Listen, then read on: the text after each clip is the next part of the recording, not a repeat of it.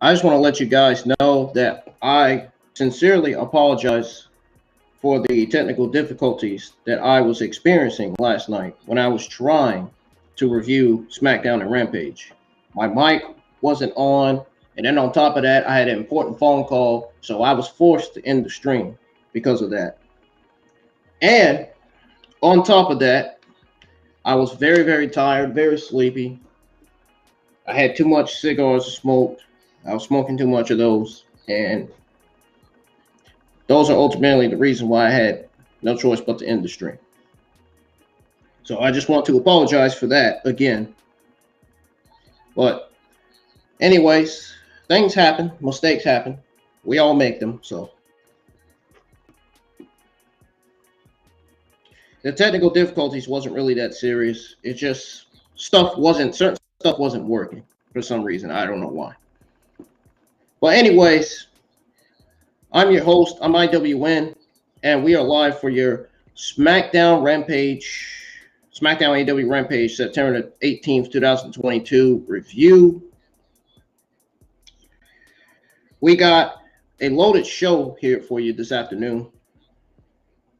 I got a whole bunch of news coming out of Smackdown and Rampage on WWE laying off several employees during including vice presidents. There's some news on the Smackdown viewership from last week dropping like flies. News on Sheamus. We got news on Dakota Kai. News on Jake Paul. A lot of news on Jeff Hardy coming out of Rampage. And CM Punk, as well as Kenny Omega and Brian Pillman Jr. We're going to go over all that news. Plus, last week, SmackDown and Rampage were not that good. Both shows weren't that good at all. I'd say two of the best matches on SmackDown were Madcap Moss versus Solo Sikoa for the NXT North American Championship. We're going to go over that.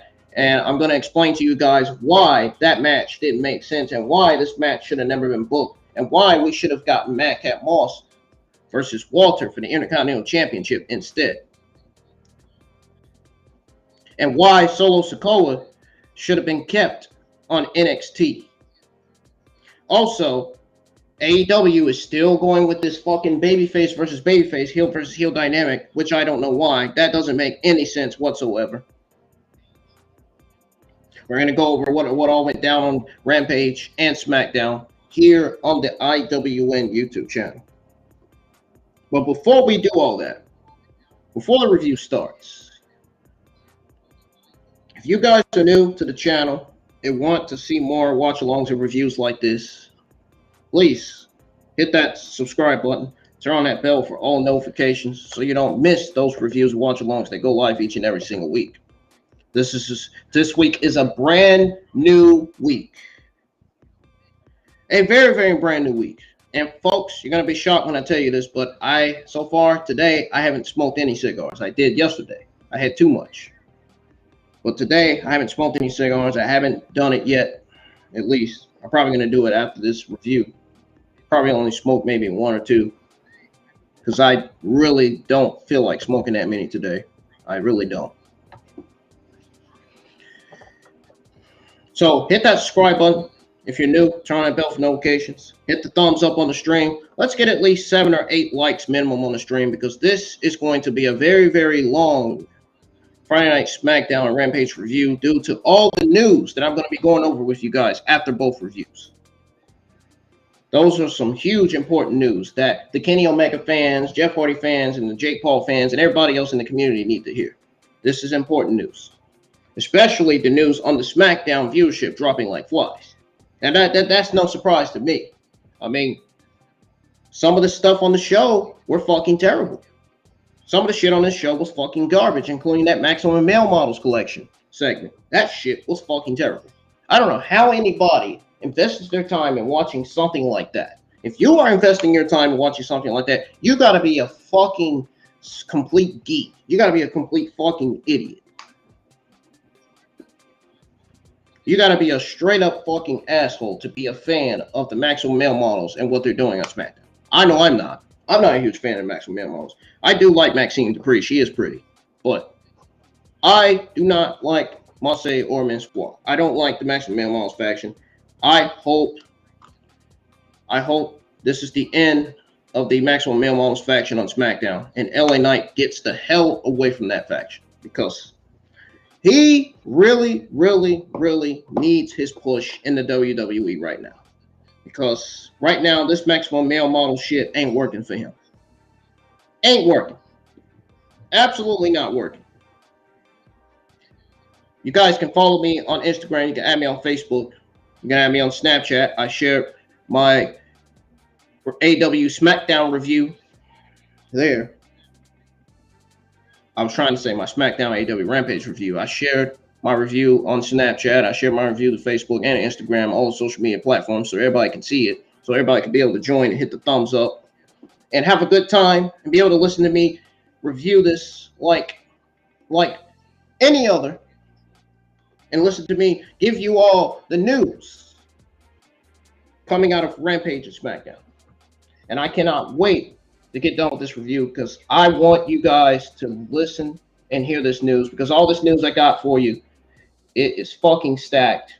All this news I have for you, man, is very important. Very, very important, man. I go live on my watch-alongs and reviews for a reason, to give you guys what you want to hear, to give you guys what you want to see, and to give you guys what you want to fucking watch on the channel. And give you guys something that you will invest your time in watching. Very, very important.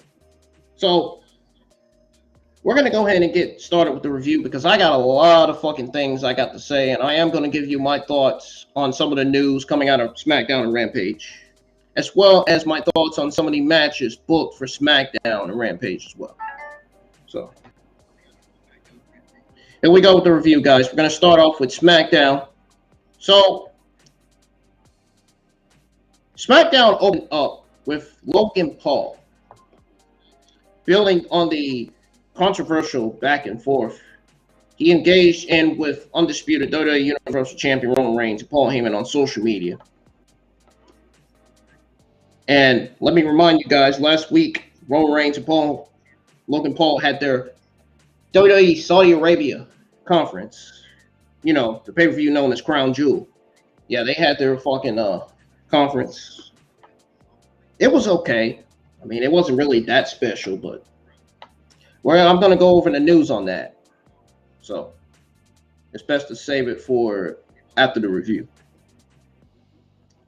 So he teased a press conference for Las Vegas Saturday before Heyman and the Bloodline, Saints, the head of the table, interrupted. Heyman tried to talk him out of doing something stupid like challenging Reigns, to which the social media star asked, what happens if he lands a one magical punch that takes out the tribal chief?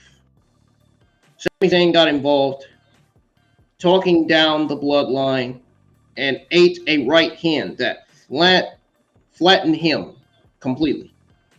Paul retreated. Ricochet arrived for the night's opener, and the show went to commercial break. This was a fine enough way to kick off the show. But why are we getting Roman Reigns versus Logan Paul? I'll tell you why. Because Logan Paul is the only opponent Roman Reigns has right now. Roman Reigns has no other opponents right now on SmackDown.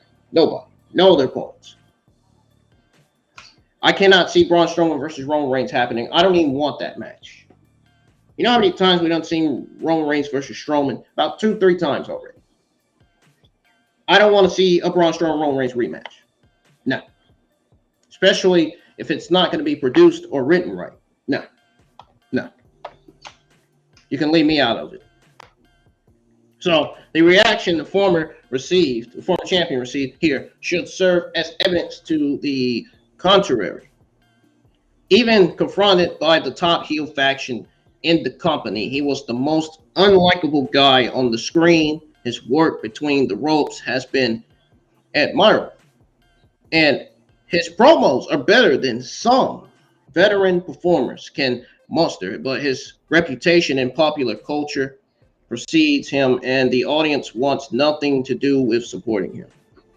So by the time Reigns rocks him with the first Superman punch, the audience is going to erupt, and that is almost certainly not the desired effort based on what we saw.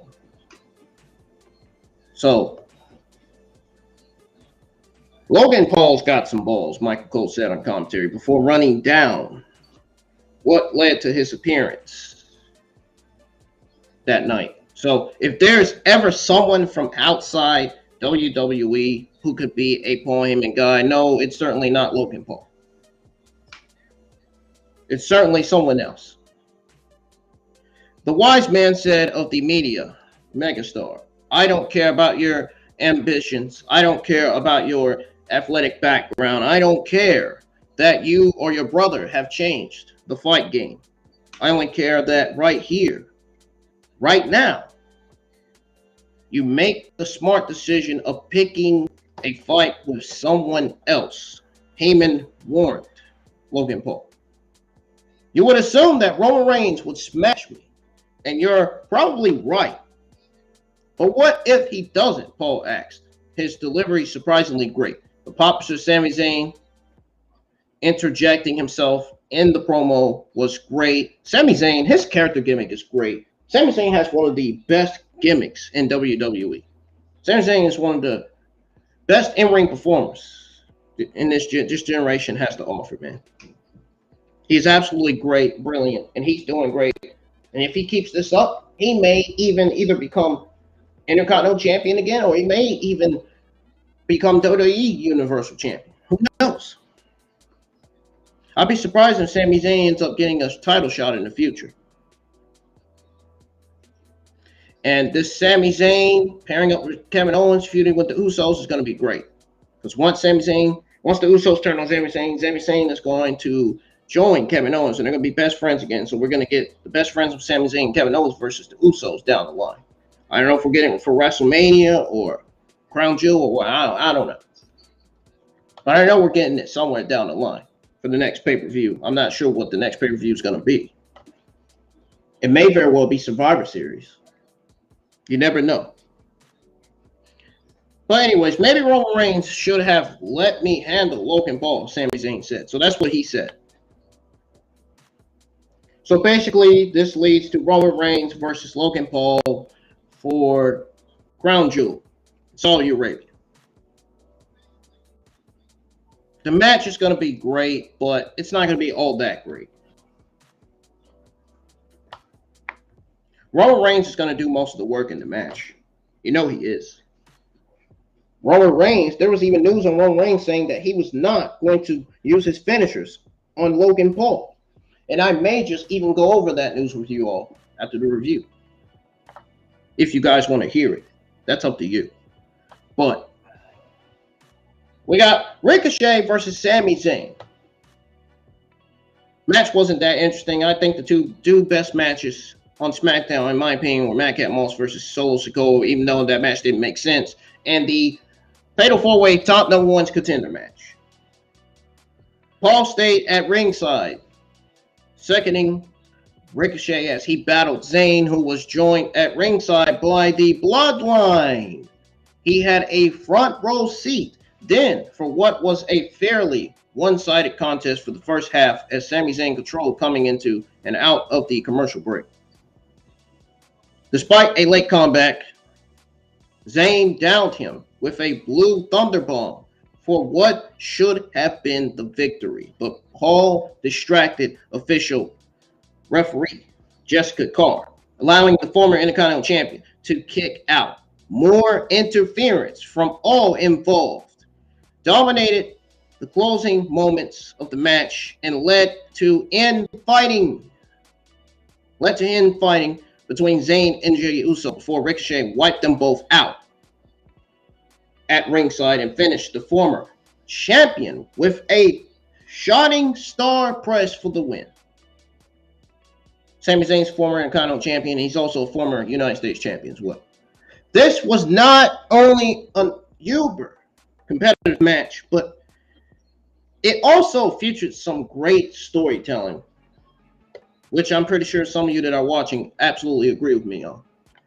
The secondary story of Zayn and Usos intensifying dislike of each other is going to lead to a hell of a match between the two down the line. One that is red hot and splits the audience between them. And then we're going to get the Sami Zayn, Kevin Owens, Usos feud going forward. Question is, will it be booked for WrestleMania? Maybe. Will it be booked for Survivor Series? More than likely. We're not sure. We will find out. I'm sure we'll find out sooner rather than later. I'm sure wrestling sources are going to be writing news articles about Sami Zayn and the Usos match. Sooner rather than later. So, Jay and Zayn argued at ringside, continuing the escalation of their rivalry and setting up a great finish. Madcap Moss rushed the ring to be alongside Paul and Ricochet while stimulously building some interest in his NXT North American Championship match against Solo Sikoa later, which I thought didn't make sense. I'm going to go over that. I'm going to go over my thoughts on that with you guys here in just a minute. So, right now, I want to go over the Braun Strowman Maximum Male Models garbage that we got on SmackDown. So, Braun Strowman liberated the Maximum Male Models. I mean, I don't know why they had Braun Strowman do that. It didn't make sense to me. So, the Back to School collection was not meant to be on display Friday night as Marseille and Michois fell prey to a charging Braun Strowman, who manhandled the Maximum Male Models on the entrance ramp, then obliterated the later with an in-ring powerbomb.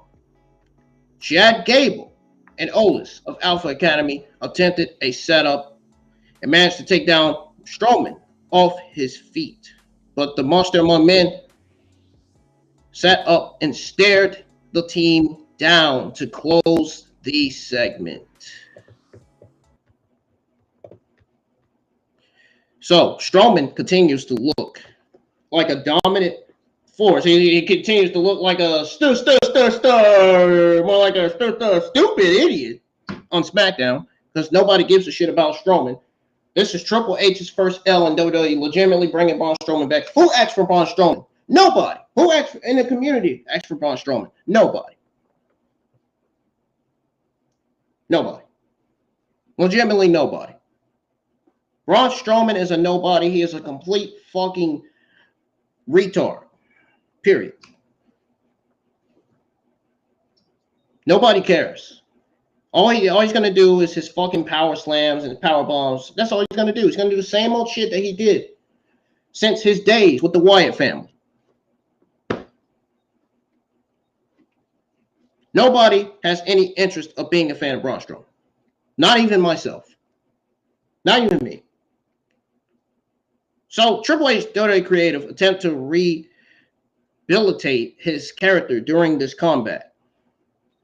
It is the right call, and Gable and Otis, both pros, are the right choice, I guess, to help him achieve that. I'm just not interested in this Alpha Academy Braun Strowman feud. I'm sorry. This feud is fucking garbage. Get it off my television. Get Braun Strowman out of WWE. Seriously. He is fucking terrible. Absolutely terrible. If there is one thing that is abundantly clear, it is that the Maximum Male Models may be nearing the end of their their stupid fucking run on SmackDown as a faction. They have already been resorted to tackling dummies for the unstoppable big man.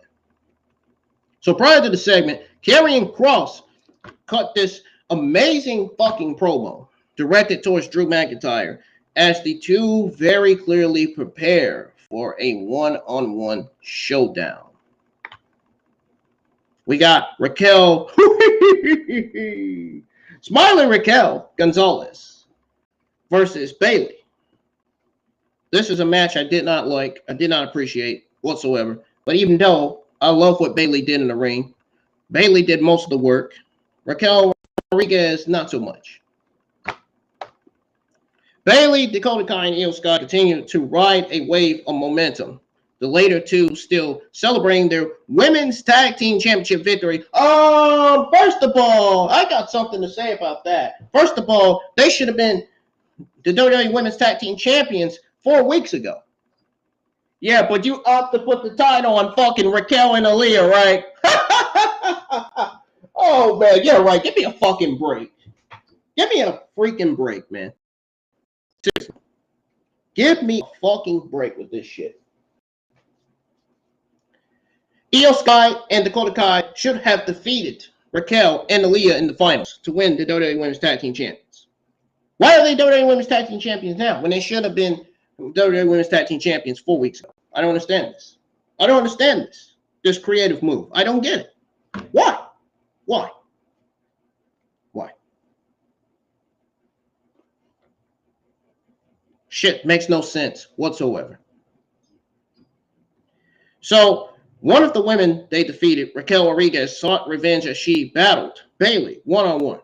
The ring-savvy Bayley worked the left leg of her opponent. The ring savage. That's what I call Bayley, ring savage. Looking to cut down her taller opponent. It worked until Rodriguez adopted, changing up her offense to take the load off her injured limb. I love Bayley. I love what she's doing, man. She's doing a really good job with her faction. And she keeps this up, she may become the new SmackDown Women's Champion in the future. They may even give her a future title opportunity just for getting over talent in her fucking awesome character gimmick.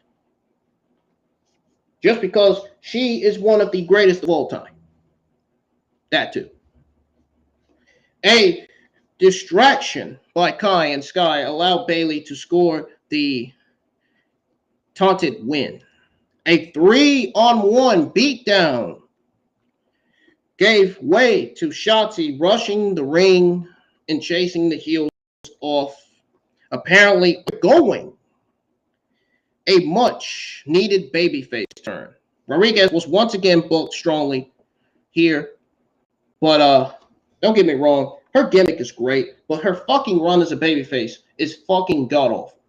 It really is. And I'm not even joking. I'm serious. This is me speaking truth. Not me mocking all these fake-ass fucking podcasters and wrestling sources in the community. A podcaster who's not fake is JD. The only greatest podcaster in the entire IWC is JD. The smartest guy in the IWC is JD. The vision of the IWC is JD. What else you want me to say? He does some great shit on his podcast, man. Off the script. I love Off the Script, man. I really do. Unlike these other fucking fake podcasters, JD actually tells the truth and actually gives us factual information. These fucking wrestling sources like Wrestle Talk and What Culture, they don't give us none of that. JD and Jesse gives us good opinions and factual information for free. Meanwhile, these other fucking geeks in the community don't. They don't do that. They don't do that.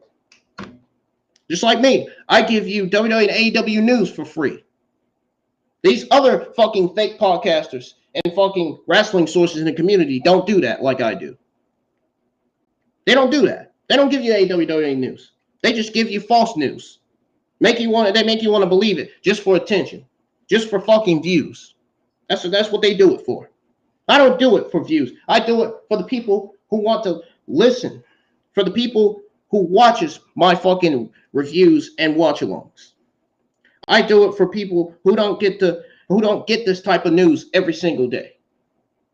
That is what I give out AEW and WWE news for. So, Rodriguez was looking like a star in the making. Her gimmick is looking like a star. Her babyface run is not a star. Her babyface run is awful. So, she's looking like a star in the making, and she fended off Damage Control until the numbers game proved to be too much for her to overcome. She is going to be a star in the women's division, hopefully, when she's a heel, not a babyface. She was better off a heel than she was as a babyface. Rodriguez is great in her heel run. She was great with Dakota Kai back in NXT. They won the NXT Tag Team Champions. Raquel Rodriguez was NXT Women's Champion on NXT. Dakota Kai was NXT Women's. Well, no, she wasn't. She was only WWE NXT Women's Tag Team Champion. It would have been great to see Dakota Kai as NXT Women's Champion, man. I wonder what Dakota Kai would have done with that title. I wonder. I know what I would have done with those NXT Women's Tag Team titles and those WWE Women's Tag Team titles. Burn them to the fucking ground, because there are no women's tag team divisions on Raw, SmackDown, nor NXT.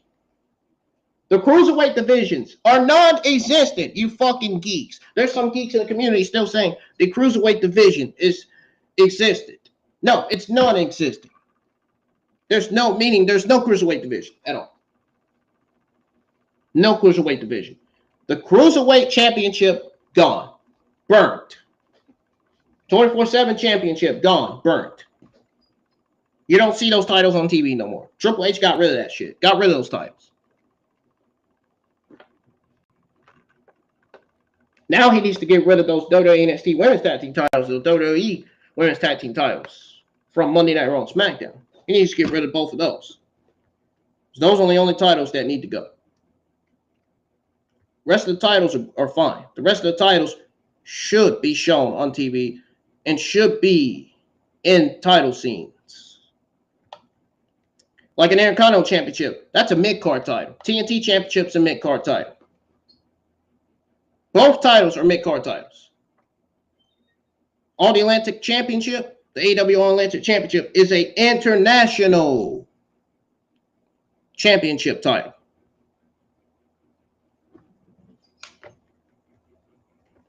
Here I am, telling you guys the truth. Giving you guys what you want to hear for free.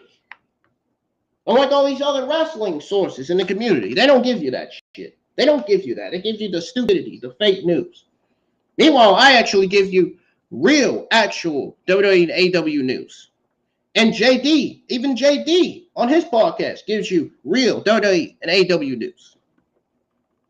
Nobody else does it. Nobody else does it but me and JD. Nobody else does it. Legitimately.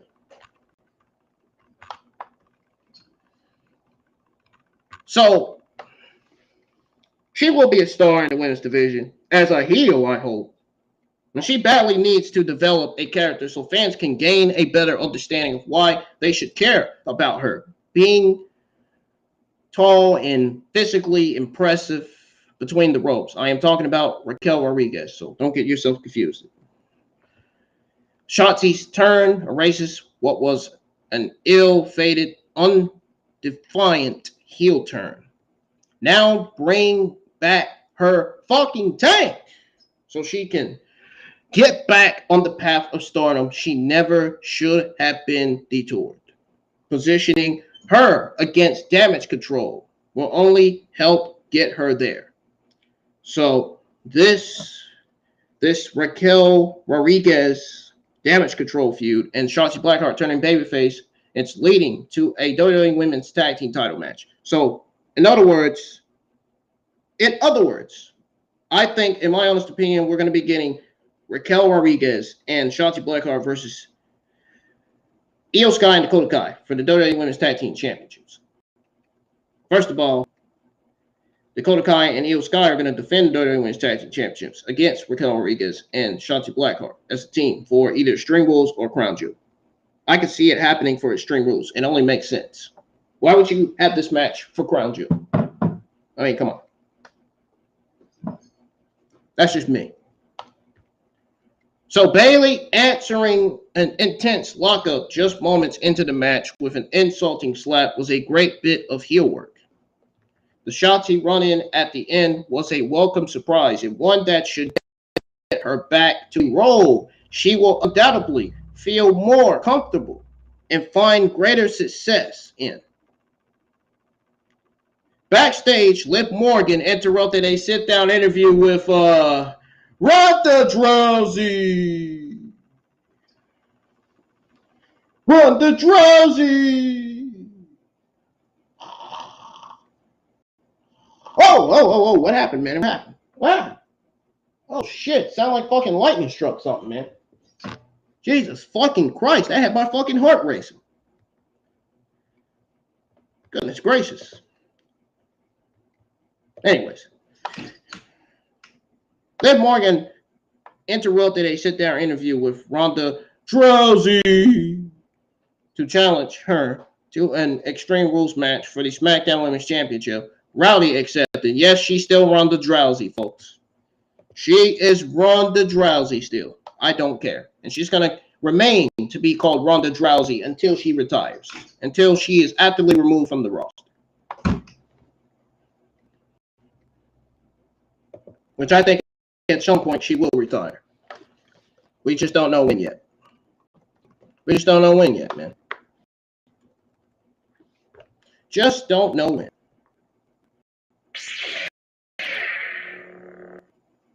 Man, that's a great sound there. Anyways, we got this North American Championship match that didn't make any sense whatsoever. I'm finna give you guys my thoughts on this right after I go over this match with you guys. So for the first time in his career, Madcap Moss received a singles championship opportunity. He should have received an Intercontinental singles championship opportunity instead of a North American championship opportunity. I mean, seriously, the North American championship should not even be on SmackDown. What is it fucking doing there, Paul Levesque in creative? What is it doing there? Why is it there? So, yeah, Madcap Moss received a singles championship opportunity as he challenged new North American champion Solo Sikoa, accompanied by the Usos. Solo Sikoa said, "You were off your game, Jay." But Sami Zayn, Solo Sikoa, dominated the match, He completely overpowered and outclassing the challenger for its majority. Moss fought back eventually, but was quietly cut off by his opponent, despite a late match surge by the challenger. Sikoa put him down with a Uranagi after Zayn led a chasing Moss right into his grasp and successfully defended his title. No, it should have been successfully defended on NXT, not SmackDown. No. The match was surprisingly long, but it was a solid showcase for Sikoa. He looked dominant and probably could have won the match straight up, but the involvement of Zayn continues to establish the idea that the bloodline benefits from his presence, maybe even more so than that of Jey Uso.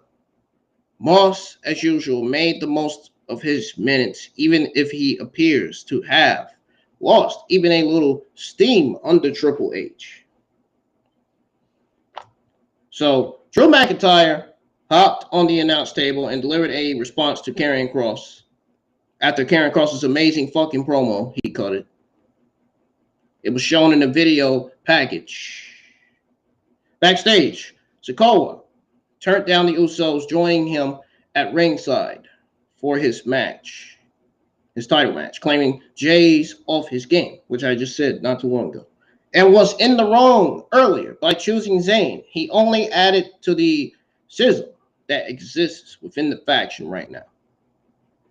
So Michael Cole called attention to the fear reputation of Samoans throughout history. Wrestling history in general was not something regularly referenced under Vince McMahon. You know, when Bruce were in charge, they kept guys and tag teams like Los Lotharios in catering and sent Apollo Crews to NXT. They also even sent Dolph Ziggler back to NXT, which that also didn't make sense to me. And why the fuck would you change Walter's name to Gunther?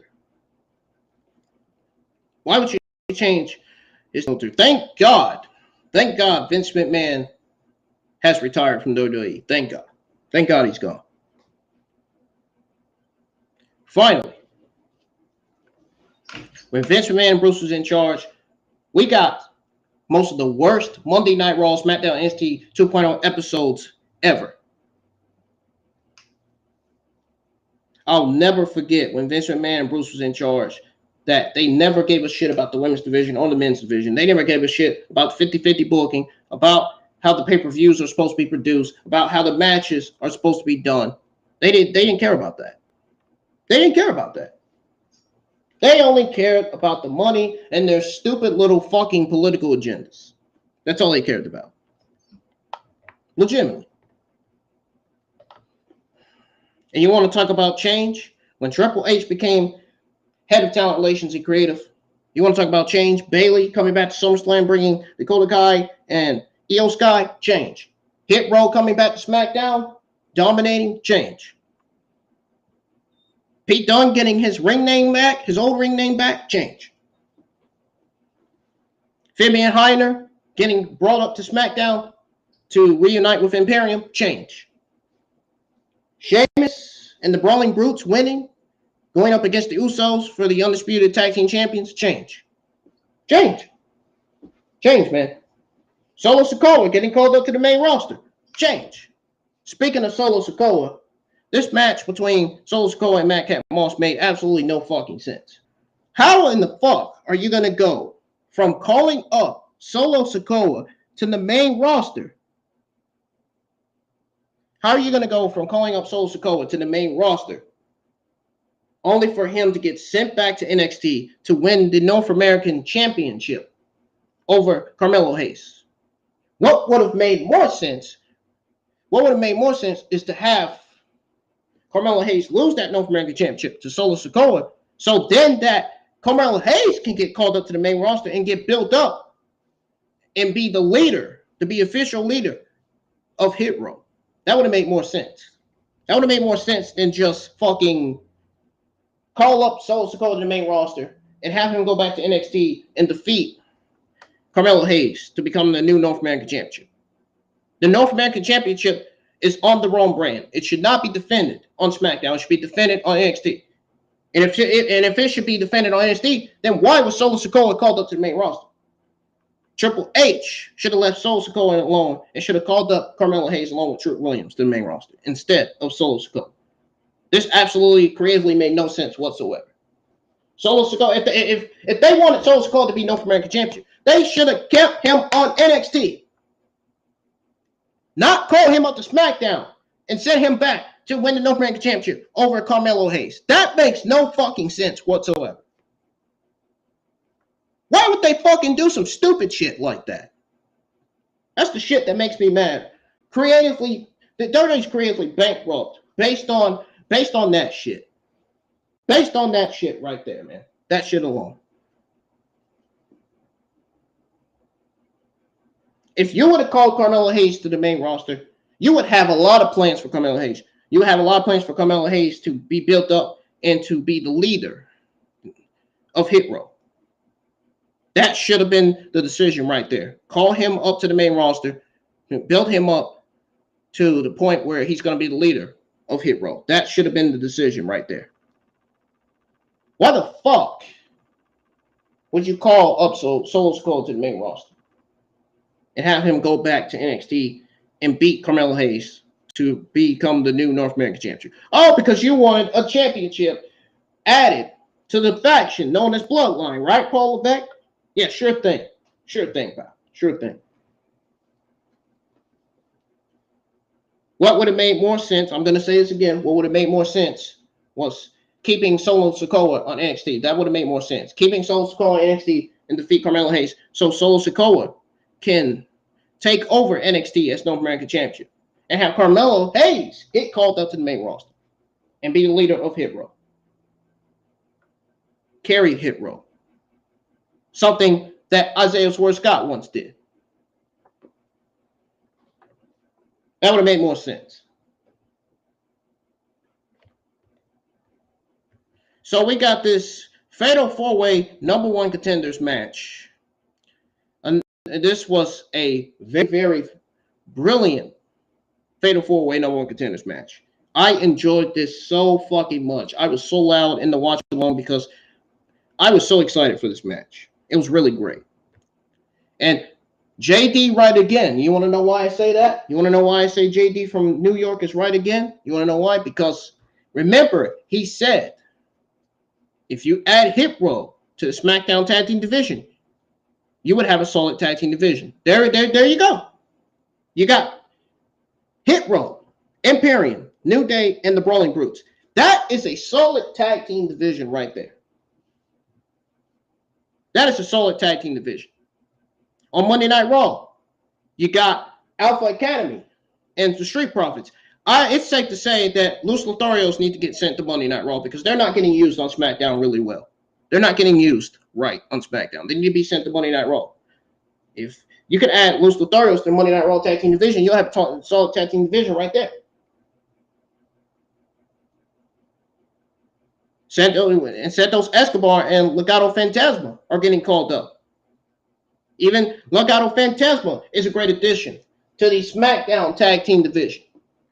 You got Santos Escobar going as a singles competitor, Rayo Mendoza, Joaquin Wilde going as tag team competitors, and Lopez being added to the SmackDown women's division. I'm not sure if Lopez is going to be any good. I'm not sure if she's going to be a good addition to the SmackDown Women's division, but they better make her a good addition to the SmackDown Women's division. If they don't, then we legitimately got a problem. We got a problem here. Really. We got a fucking major issue here. If they don't make her a good addition to the SmackDown Women's division.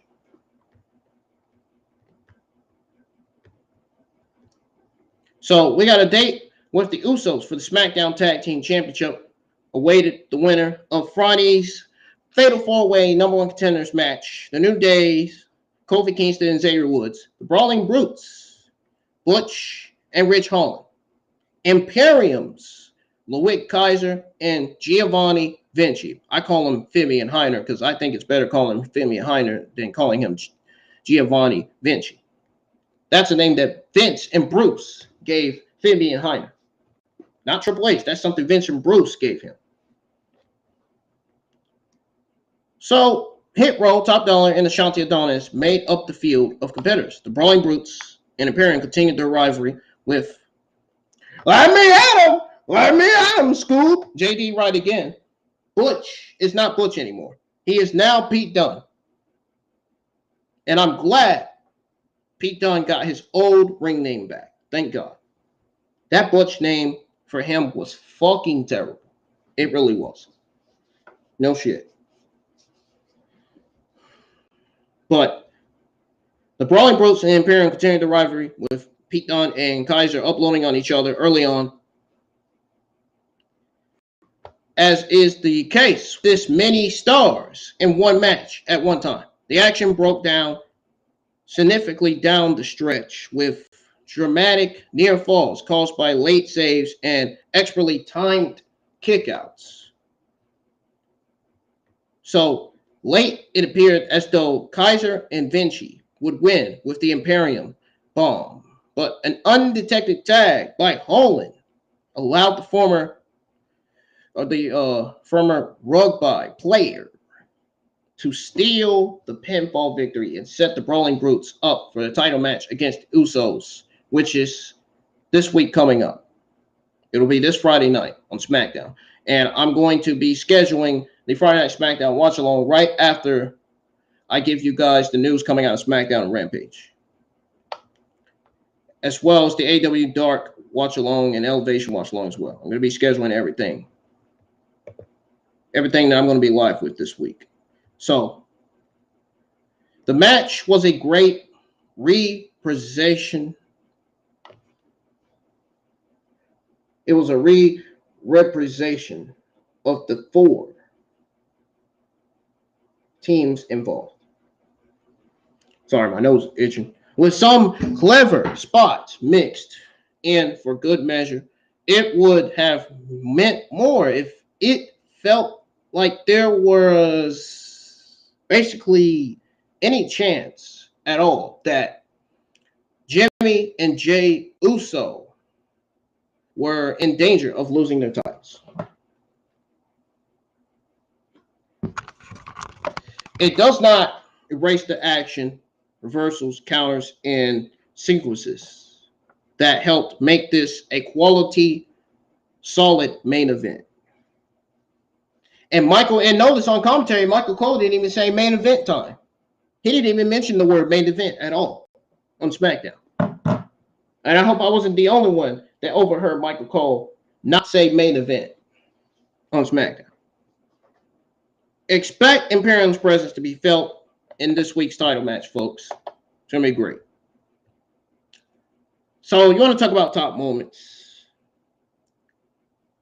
Kofi Kingston remembering issues now New Day had with the Brawling Brutes. Kingston remembering the issues New Day had with the Brawling Brutes and forcibly tagging Holland out of the match with a shot to the next session was one of those great little things that ring veterans understand the importance of. So seeing Holland fight from underneath like a de facto babyface still takes some getting used to. Now, Butch exploded into the match late, wiping out all of his opponents as the crowd came alive. Top Dollar marched around the squared circle while holding both members of New Day and Butch on his shoulders in an impressive show of strength. Kingston jumped into the ring from out of nowhere, splashing Adonis and nearly scoring the fall before Butch broke it up. So, ladies and gentlemen, that is going to do it for your Friday Night Smackdown review. We got a long ways to go before this fucking stream ends. We got Rampage to review, and I got your news that I'm going to be going over with you all coming out of Smackdown and Rampage. If you guys are just now tuning in to the live chat, man, and you're listening to me on YouTube or Instagram or whatever you're listening to me on, hit that subscribe button if you're new. Turn on that bell for notifications. Hit that thumbs up. Let's get 8 likes minimum on the stream. I figured I'd say that since I got 431 subscribers. 8 likes minimum. Please, I really appreciate it. Let's read the live chats here. So, Stone Cold, Steve Austin, 360 says, "What's up? Here's the moderator." Yes, I see you, Stone Cold Steve Austin. I see you, Hassan. How are you guys doing? I hope you guys had a good weekend. Because I know for a fact that I did. Hassan, I hope you're doing all right as well, man. It's great to see my moderators in the live chat as always. Shout outs to them, man. They are always the reasons why. They're always one of the reasons why I always keep going. Whenever my moderator's in the chat, that means trolls have zero chance of joining the chat and giving me fucking negative comments like, oh, IWN's a fucking asshole. Oh, IWN's a fucking complete fucking idiot. No, IWN's not an idiot, and he's not a fucking asshole. I'll tell you that right now. IWN is a YouTube content creator that legitimately cares about what other YouTube content creators want to hear and what the audience wants to hear, see, and listen to. I'm not all about this fucking attention and views and bullshit. No. I'm all about giving everybody what they want to hear, what they want to see, what they want to watch. Investment, folks. Take that word with a grain of salt. All right? And like I said earlier in the stream, you can follow me on Facebook, Instagram, Snapchat. Links to all my accounts in the description below. And thank you guys. Thank you to those of you who were able to join the live chat for the Smackdown and Rampage review. I really appreciate it. Your support, your likes on the stream helps me out and it helps out the channel out very, very well. It helps out the channel in many ways possible. Now, we are going to go ahead and move on to the AEW Rampage review. So, Rampage was fucking boring. As JD stated on his podcast, I agree. I watched Rampage. Even I can say, even I, on my Rampage Smackdown review, can say that Rampage was fucking boring. It was absolutely fucking terrible. What are we doing here, Rampage? Booking a babyface versus babyface dynamic. What are we doing here, Tony Khan and AEW? What the fuck is this shit? Why are we booking Darby Allin versus Matt Hardy? They're not even feuding in AEW. Matt Hardy's not even a heel. So why are you booking a babyface versus a babyface? It's what I don't understand. This is what I'm talking about. This is one of the things that don't make sense in professional wrestling. Why would you book a babyface versus babyface dynamic and then book a heel versus a heel? Come on, man. Are you fucking serious with this shit? That shit is garbage. That is what I call trash. So,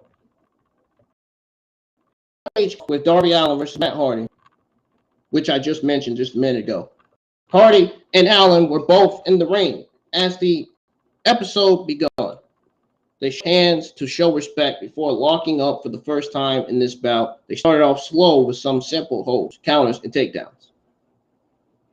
Allin had the upper hand after sending Hardy into the steel steps, but his desire to take risks bit him in the butt when he missed hitting Jeff Hardy's swanton bomb on the apron and crushed to the ground.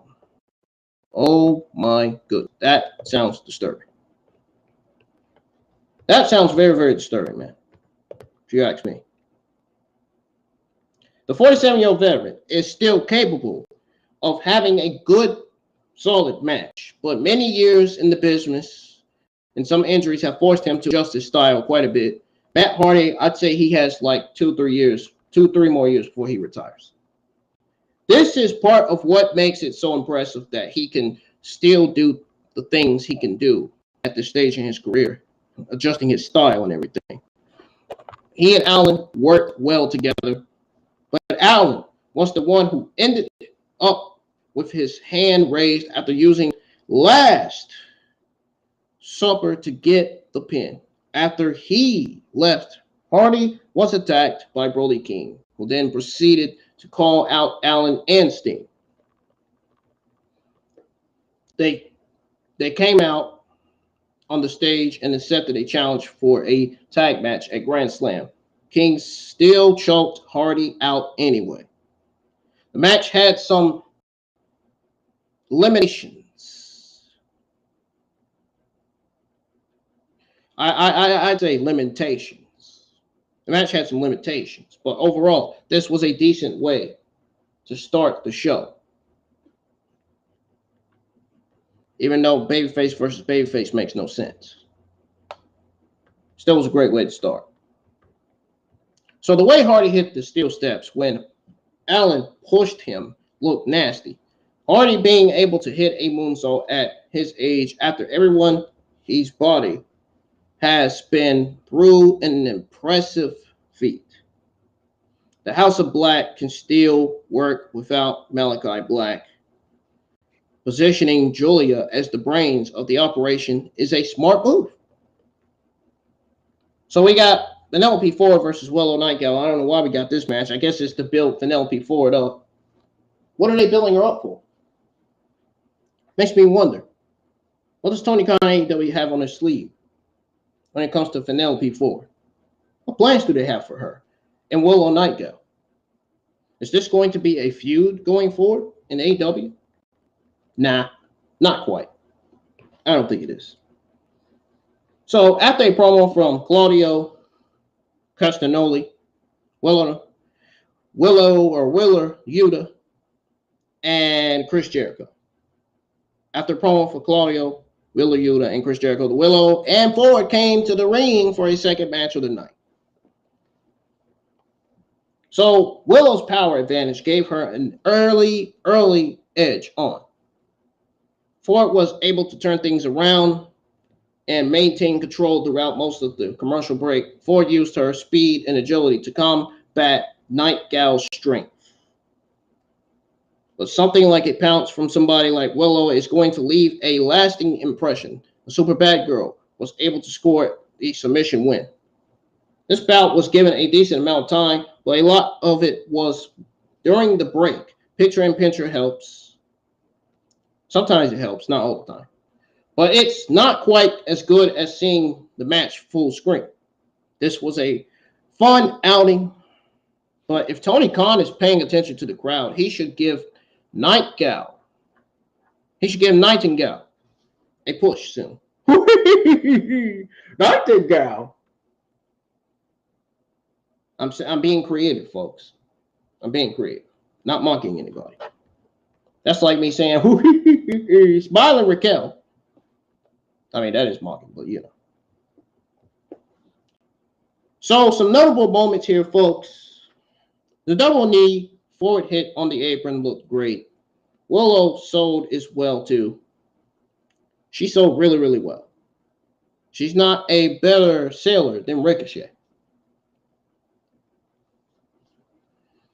Forward bridging back to avoid a clothesline before hitting a cutter. It was a great spot. Ford's finisher is kind of cool. Not that cool. But sometimes it takes a little too long to apply. So then we got Danhausen versus Ethan Page. Danhausen mocked Page's smile before they really got the match started. All Ego took the painted wrestler down. Someone that hasn't been getting much TV time, I don't know why, and beat him into the mat right away. Danhausen gave him a defiant slap, but that just angered his much bigger opponent. Page hit his finisher for a quick win. This was a squash, not a competitive match. I hate squash matches. I even hate watching them on Dark and Elevation, but I have to go live my Dark and Elevation watch-alongs anyway. To people who've missed Dark and Elevation, to people who like it but miss it and don't watch it. Based on how AEW is using both guys, it kind of worked. I love Danhausen. I'm a huge fan of Danhausen. And if you or if anybody else in the community are not a fan of Danhausen and not liking what he's doing with his character gimmick, you got to be the biggest fucking goddamn idiot in the community. Danhausen's character gimmick is fucking great. Absolutely great. He's great in the ring, but much better backstage. I'm going to put it like that.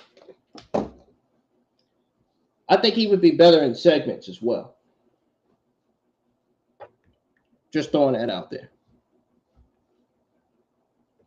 It's great how he has taken what should be a nice niche indie gimmick and turned it into something people generally love. It really is. Jericho rooting for Danhausen because he was afraid of being cursed was not hilarious. I did not laugh at that at all. I did not laugh at that at all. I didn't see any of that funny at all. So we got Samoan Joe versus Josh Williams, the main event. This was the only best match on last week's episode of Rampage. So after the usual pre-match interview with Mark Henry, Joe and Woods made their way to the ring for the main event. The Ring of Honor TV title was on the line. Speaking of Ring of Honor tag team titles, speaking of Ring of Honor titles, the Ring of Honor championships should be defended on Ring of Honor television, not AEW television. See what I mean by too many titles, man? When is Ring of Honor going to be written and produced again? When is Ring of Honor coming back? Is it coming back next month? Is it coming back in November? When? I don't understand this. Why are titles from Ring of Honor being defended on AEW television? It makes no sense. It doesn't. They locked up, and it was an aggressive struggle from the moment they laid their hands on each other. Woods was out to prove a point, but Joe was out to keep his title. Both men looked fired up, motivated to make this a competitive fight. Both of these guys are good at a lot of different things. So there was a little doubt, and it was a little doubt that this would end up stealing the show. They lived up to that expectation for a match that would have been the best of the week. It was already the best of the week last week. It was the only best match that stole the show. Everything else was just kind of cringy and boring.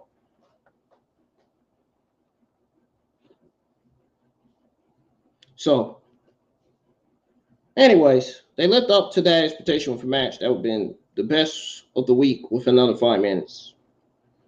The Samoan submission machine ended up winning by pinfall when he hit the muscle buster to claim victory, retain his belt.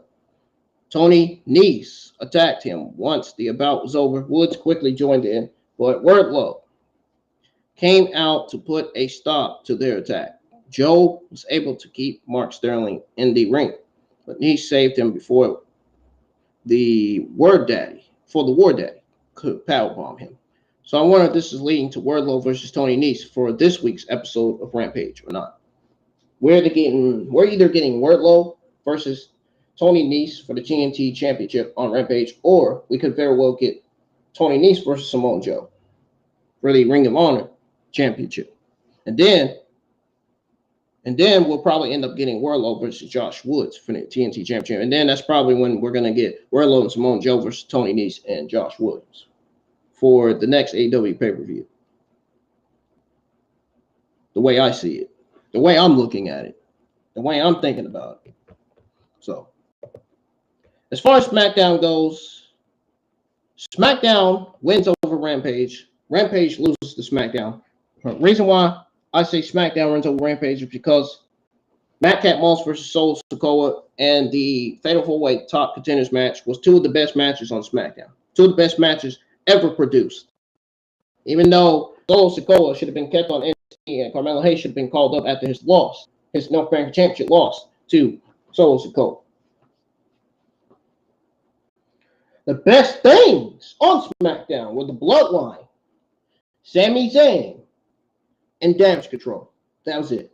That's it. Everybody else on the show, nah, not really. Everything else on the show was just not overwhelmingly good at all. SmackDown needs to be better. They need to produce better SmackDown shows because last week's episode of SmackDown was not all that good at all. Period. Rampage, meanwhile, was boring, completely boring. The only best match on Rampage was Samoan Joe versus Josh Williams. Too many titles on AEW. They need to keep the Ring of Honor titles on Ring of Honor television. Which I still want to know to this day, when is Ring of Honor coming back to television? When? So, like I said, because of all the best things that happen on SmackDown, SmackDown wins over Rampage. Big time. Even though the viewership dropped like flies for SmackDown last week. And speaking of WWE AEW news, this is the end of the SmackDown Rampage review, folks. So if you enjoyed it, hit the thumbs up. And if you didn't, I feel sorry for you. I did what I could to make you watch, to make you stay, to make you enjoy it. I always do what I can every week with my watch-alongs and reviews. So, this is the end of WWE SmackDown AEW Rampage review. Now we are going to move on to all of the news that I have for you guys. Coming out of SmackDown and Rampage, we're going to put some different music on here. I'm going over the news with you guys.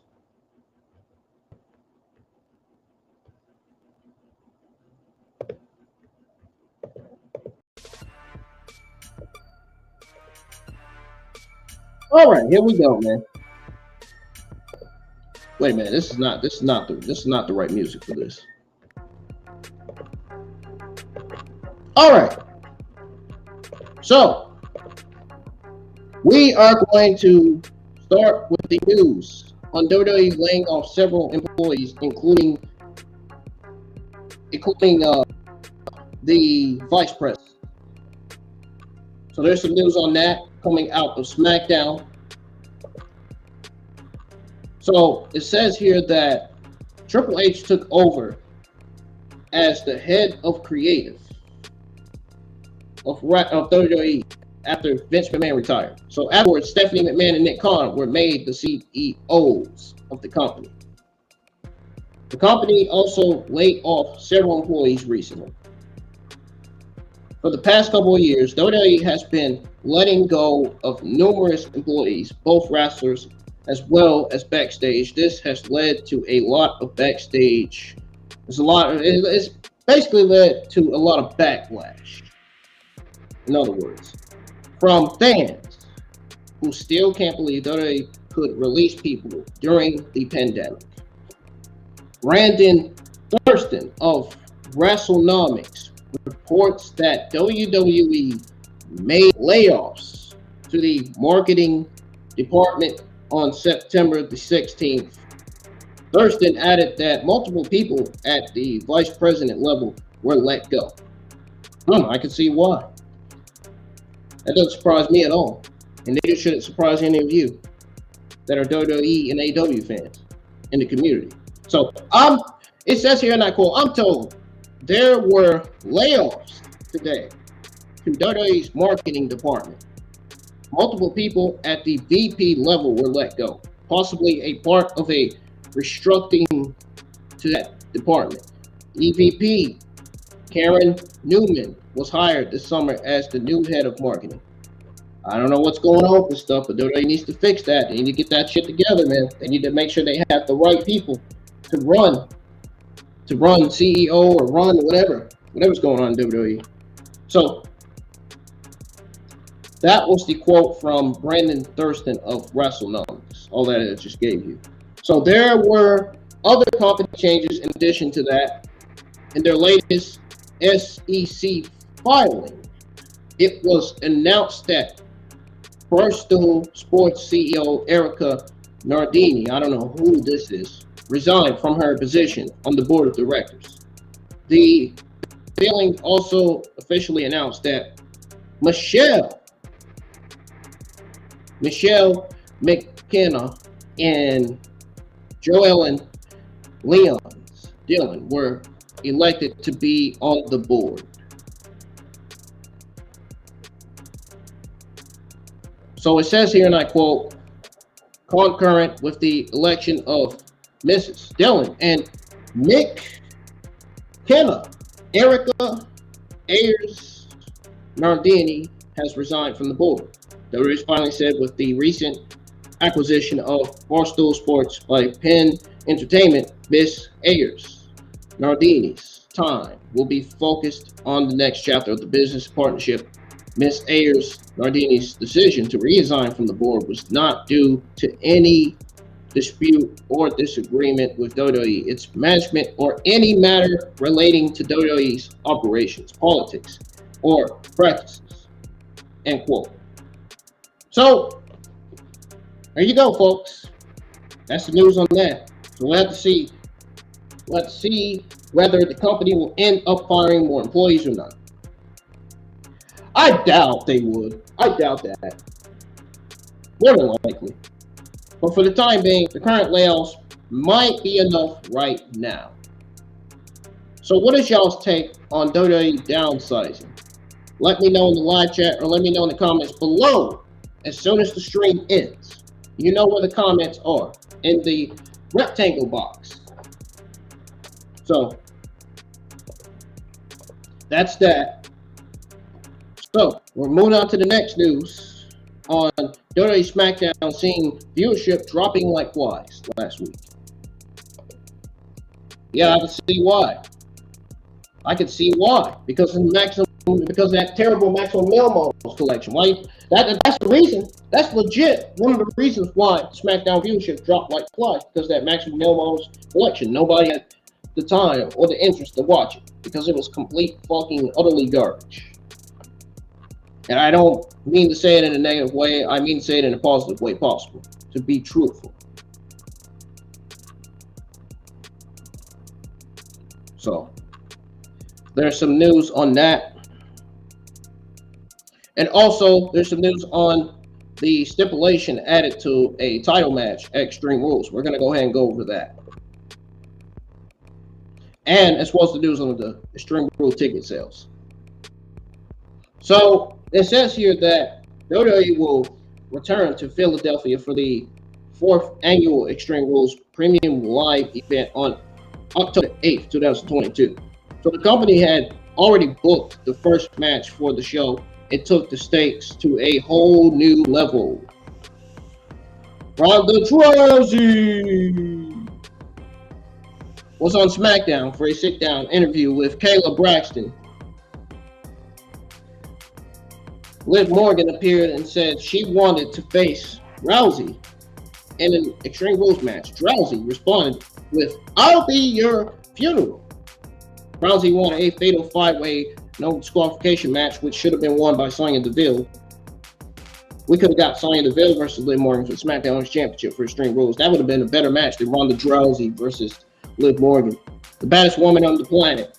Bested Sonya Deville, Natalya, Xia Li, and Lacey Evans. I don't know how you could waste people like Xia Li on television. I don't know how. Xia Li needs a push, man. She's looking bad. She's looking awful on television. She looks like a complete embarrassment on TV. It's time for her to rightfully get her push and become the new SmackDown Women's Champion in the future. Ronda Rousey and Liv Morgan for the SmackDown Women's Championship in an Extreme Rules match that's going to not deliver, and an Extreme Rules match that, in my opinion, is going to miserably fucking fail again, like similar to that Shayna Baszler Liv Morgan match. So that match is going to be inside the Wells Fargo Center on October the 8th, 2022. I'm going to be doing my Extreme Rules thumbnail as well as the background for it, and I'm going to have Extreme Rules scheduled for October the 8th. I will still be subscribed to Peacock. I will be subscribed to Peacock for years to come, because I want to be able to go live and do more pay-per-view watch-alongs. It seems like on my pay-per-view watch-alongs, on my AEW pay-per-view watch-alongs anyway, I get the biggest fucking audience in the chat, especially for SmackDown. Like I said, that my AEW All Out watch along, the views that it got really fucking stuck with me, and it really shocked me. I was really impressed with the views I got for that. So I can imagine how many views I'm going to get for this Crown Jewel watch along that I'm going to be scheduling starting this week. So I got a lot of work to do. I got this Crown Jewel thumbnail to work on, the Extreme Rules thumbnail to work on, the AW Dark Elevation Dark thumbnails to work on, as well as all the backgrounds for all of my pay-per-view and regular watch-alongs and reviews as well. So this week I'm going to be working on scheduling Extreme Rules, SmackDown, Crown Jewel, and of course Dark and Elevation, as well as the Dynamite review. I'm going to be pretty busy. It's going to be a busy week for me, man. Lots of content is going to be uploaded to this channel. And after the SmackDown Rampage review, after I give you guys the news coming out of SmackDown Rampage, I may be streaming that new car racing game that I talked to you guys about last week that I mentioned. Because I just got a new range extender and I want to try it out to see if it's going to fix the quality. If not, then I'm going to have to buy that fucking TP router and set it up. I just hope the TP router works with the extender. I mean, they're both the same brand. So I need better quality, man, for my game streams. It seems like I have better quality for my watch-alongs reviews than I do my game streams. And that's fucking strange and creepy as hell. So, guys, what are your takes on this story, on this stipulation being added to the title match rules? Let me know in the chat or in the comments below. I would really appreciate that. So, we're going to go ahead and move on to the news on the WWE SmackDown viewership dropping like fucking flies. That was fucking crazy. Absolutely crazy, man. So, here we go. Listen up. So it says here that WWE brought a packed episode of SmackDown last week. If you forgot what went down, if you forgot what went down on SmackDown, you can go back and listen to my SmackDown review on the stream. This SmackDown Rampage review live stream is not going to be deleted. It's going to be on the channel. So, as usual, like it always is. Like all of my other SmackDown Rampage reviews are. So, you guys ready to find out how the viewership turned out? So, it says here that according to Spoiler TV, September the 16th episode of WWE SmackDown brought in an overnight average of 2.086 million viewers. In other words, 2,186 million viewers. With a 0.45 in the 18 to 49 demographic.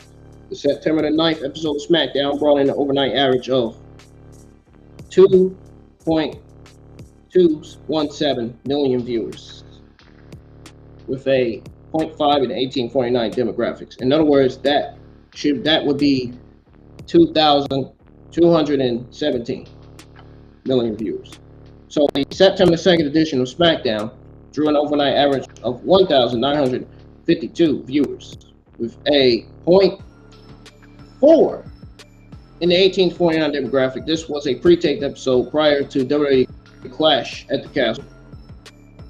August the 26th edition of WWE Smackdown scored 2.392, which stands for 2,392 million viewers with a 0.50 in the 1849 demographic. Smackdown was pre-taped. It was pre-empted in Charlotte, Portland. Not taped, pre-empted. You guys know what I meant. In Charlotte, Portland, New Orleans, and Las Vegas for preseason NFL games. They saw a big boost because of that when the final viewership came in from Showbuzz Daily after the NFL preempting was taken out of the equation. SmackDown's viewership was 1,990 million views. 1.990 million views. That is quite a drop from the 2.292 they previously charted, which stands for 2,292. 2,292, folks. They previously charted. So, yeah, I got to change music because this music is annoying. I want to play something different.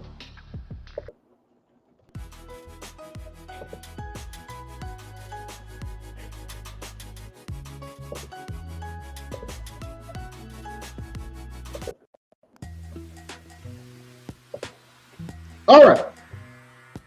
So the August 19th edition of WWE Smackdown raked in, whoa, 2,184,000 viewers. Wait a minute, this looks confusing. They also captured a 0.47 in 1849 demographics. 2,184,000 viewers. I don't know if that's right or not. It doesn't look right to me. August the 12th episode of WWE Smackdown brought in an overnight audience of 2,431 million viewers with a 0.45 in the 1849 demographic. The August 5th episode of Friday Night Smackdown brought in an overnight average of 1,983 million viewers with a 0.5 in the treasured 1849 demographic. The July 29th episode of SmackDown brought in an overnight average of 2,106 million viewers with a 0.4 in the 1849 demographic. July 2nd episode of SmackDown brought in 2,166 million viewers and a 0.55 in the 1849 demographic. July 15th episode of SmackDown brought in an overnight average of 1,976 million viewers with a 4 in the 1849 demographic. July 1st episode of SmackDown brought in a viewership of, 2,142,000 with a 0.5 in the 1849 demographic.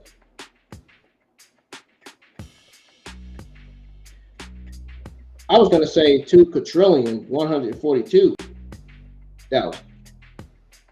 That's what I was going to say, originally. June the 24th episode of SmackDown brought in an overnight average of 117. I keep getting shit wrong here. Shit is confusing me. 2,117 million viewers with a 0.5 in the 1849 demographic. The June the 17th episode of WWE SmackDown brought in overnight average of 2,274 million viewers. I don't know why they put all this shit on here, man. I don't know why they put all this shit on here for me to read. It does make sense. 2,274 million viewers with a 0.55 and an 18.49 demographic.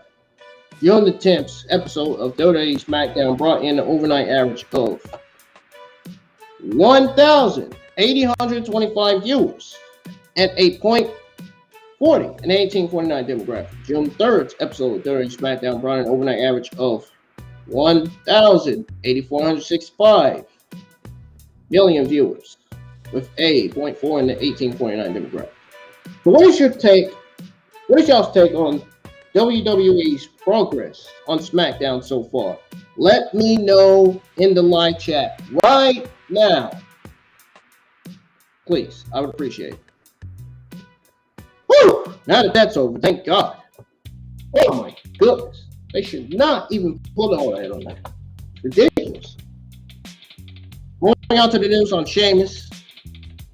There's some news on Sheamus revealing how many years he has left in his pro wrestling career.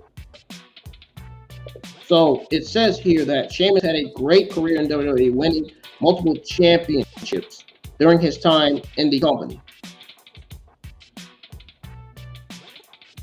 He has been a mainstay of the company since 2009, and fans greatly respect him. Rightfully so. He's considered the greatest of all time to the fans in the arena and to everybody in the wrestling community. The Celtic Warrior worked very hard over the years and is he's a multi-time world champion as well as a multi-time tag team champion. Despite being well over 40, Sheamus continues to perform at a high level. While speaking to Inside the Ropes, Sheamus about how long he will keep on competing in the pro wrestling world. Sheamus made it clear he's still a lot left in the tank. He says here, and I quote, this is from Sheamus, as long as people get excited to see the Celtic Warrior, or this is what Inside the Ropes says, and I quote, as long as people get excited to see the Celtic Warrior go out there, I'll just keep going as long as possible. I feel like got another 8 years in me. That's what Sheamus said. That's what he said, not Inside the Ropes. I don't know what's wrong with me today, man. I think when it comes to news, I get completely confused. But I'm giving you real news, not false news. If I was giving you false news, I'd be fucking shitted at. I'd be fussed at. So, Sheamus was unable to defeat Gunther at Clash at the Castle. We will have to see and wait and see what's next in store for Sheamus. Guys, I think I'm agitated. I'm dizzy. And the reason why I'm stuttering is because I ain't had nothing to eat. I only had breakfast. I hope to God Mom comes home to bring some McDonald's, man, because I'm hungry, man. I ain't had nothing to fucking eat all afternoon. And when you're doing reviews and you haven't had nothing to eat, that's when you feel dizzy, nauseating, and that's when you stutter. And I don't like that. I do on some of my reviews. Most of my reviews I try not to repeat myself, man, but I feel like people just can't hear me, generally. So, my question to you guys is, will Sheamus ever win the IC title? If you guys think that, comment yes. If you guys think that, comment no.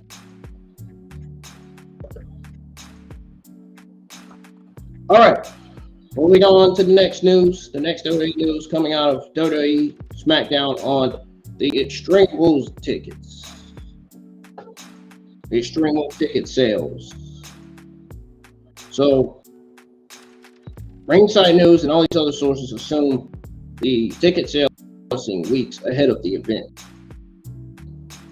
So, Extreme Rules is shaping up to be a one good card on October the 8th. Let's hope so. With only a couple of matches announced and many more in the making. The show should have some extreme action and entertainment for all. Tickets in Philly are also moving pretty well. According to WrestleTix Patreon, that is a new source I've never heard of. The total number of seats available to the show is 12,100 At this point, 10,881 seats have been located, while 1,221 still need to be filled before the show for a legit sellout. So it says here, end quote, WWE Extreme Rules, Saturday, October 8th, 2022 at 7:30 p.m. Wells Fargo Center, Philadelphia. Available tickets, 1,221. Current setup capacity, 12,102.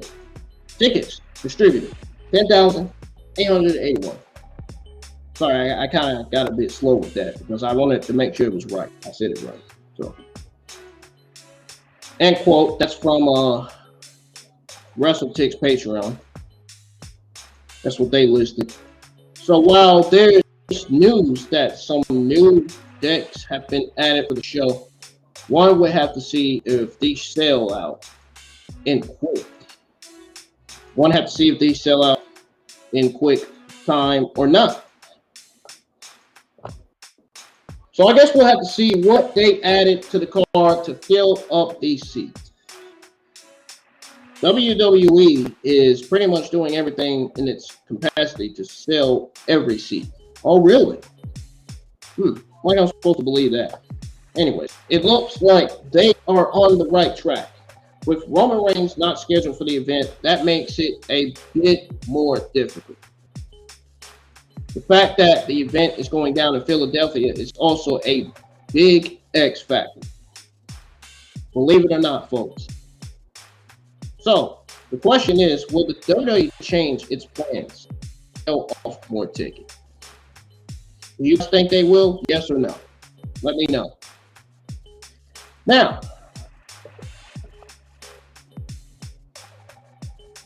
there's some news on Dakota Kai that we're going to go over here. Dakota Kai reached her biggest WWE milestone so far. So, Dakota Kai was one of the best things about NXT television back in the black and gold brand days. Back in the black gold brand days when Triple H was in charge of NXT. Don't forget, Shawn Michaels was never in charge of NXT. You fucking geeks in the community that still think Shawn Michaels is in charge. No, he's not. He's in charge of NXT UK, not NXT though.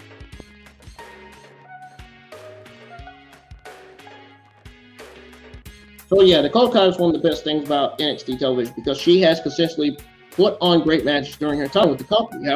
However, WWE released Dakota Kai on WWE NXT track back in May. Fans wonder what was next in store for Kai. The unbelievable happened as Dakota Kai made her shocking return to the company alongside Bayley and Io Sky. Change. That was change right there. That's how you know change was in effect in the WWE.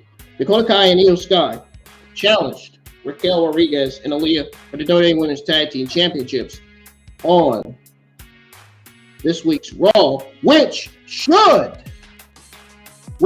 4 weeks ago should have been Io Sky and Dakota Kai winning those WWE Tag Team titles, not Aaliyah and Raquel Rodriguez. That should have been the right creative decision, the right direction, and the right move. So, remember, I'm all about directions, creative decisions, and rights. That's what I'm all about, man. I said that was going to be the new thing going forward, and I wasn't lying. I wasn't lying either, man, when I said that. So, they challenged them for the Women's Tag Team Championships on this week's Raw and ended up winning them 5 days into her reign.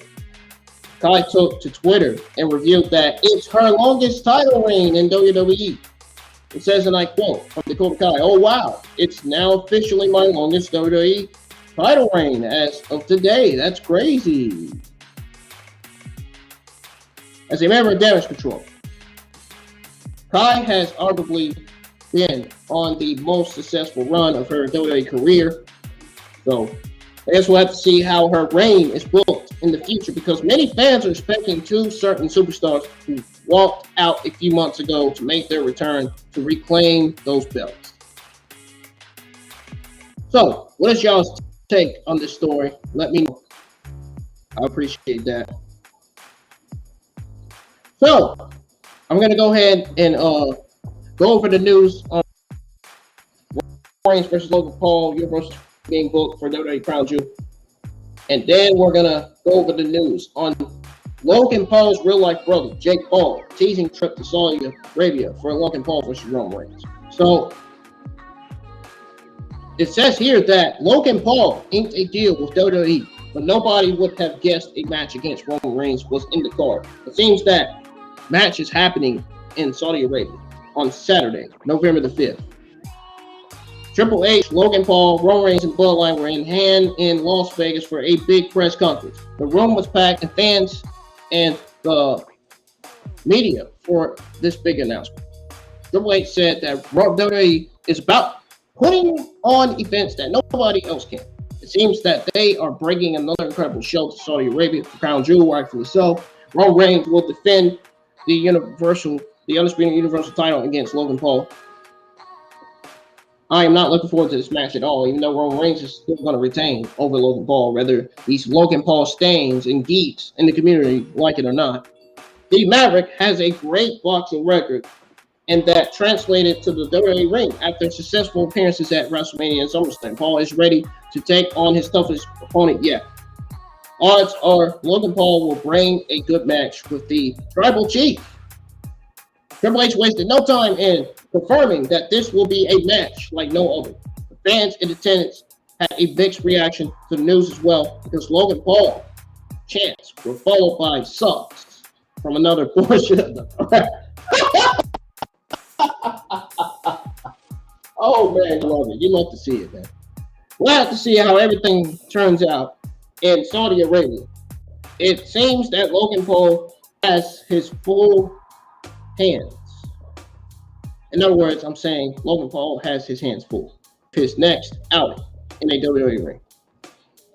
So what's your take on this booking, folks? Sound off in the comments. And sound off in the live chat, too, as well. Now, moving to the news on Jake Paul. We got more fucking news to go over. We are not halfway done yet.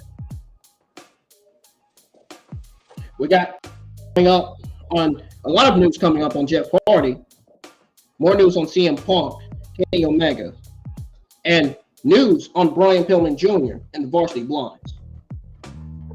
So here we go with the news on Jake Paul. So Jake Paul teasing trip to Saudi Arabia for Logan Paul versus Roman Reigns. That sounds interesting. So it says here that Logan Paul returned to Smackdown last night to kick off his program with Roman Reigns. The Maverick and Tribal Chief confronted each other during a press conference in Las Vegas on Saturday. Already said that. Logan will be in Saudi Arabia on November 5th, and it appears that he won't be alone.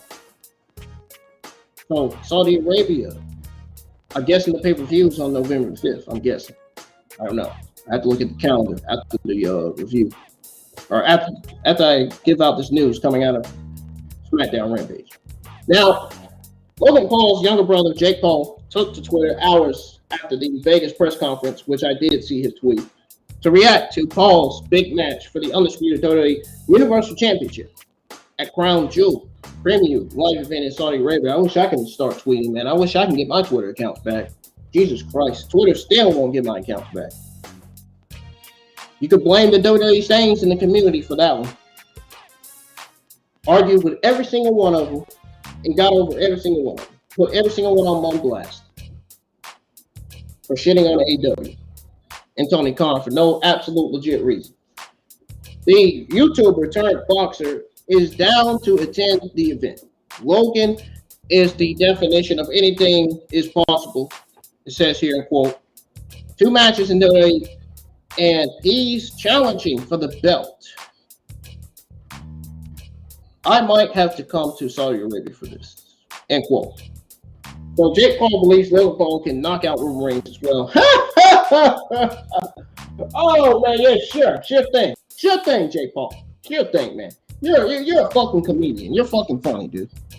Logan Paul has only wrestled 2 matches in WWE so far. We'll have to wait till November 5th to find out.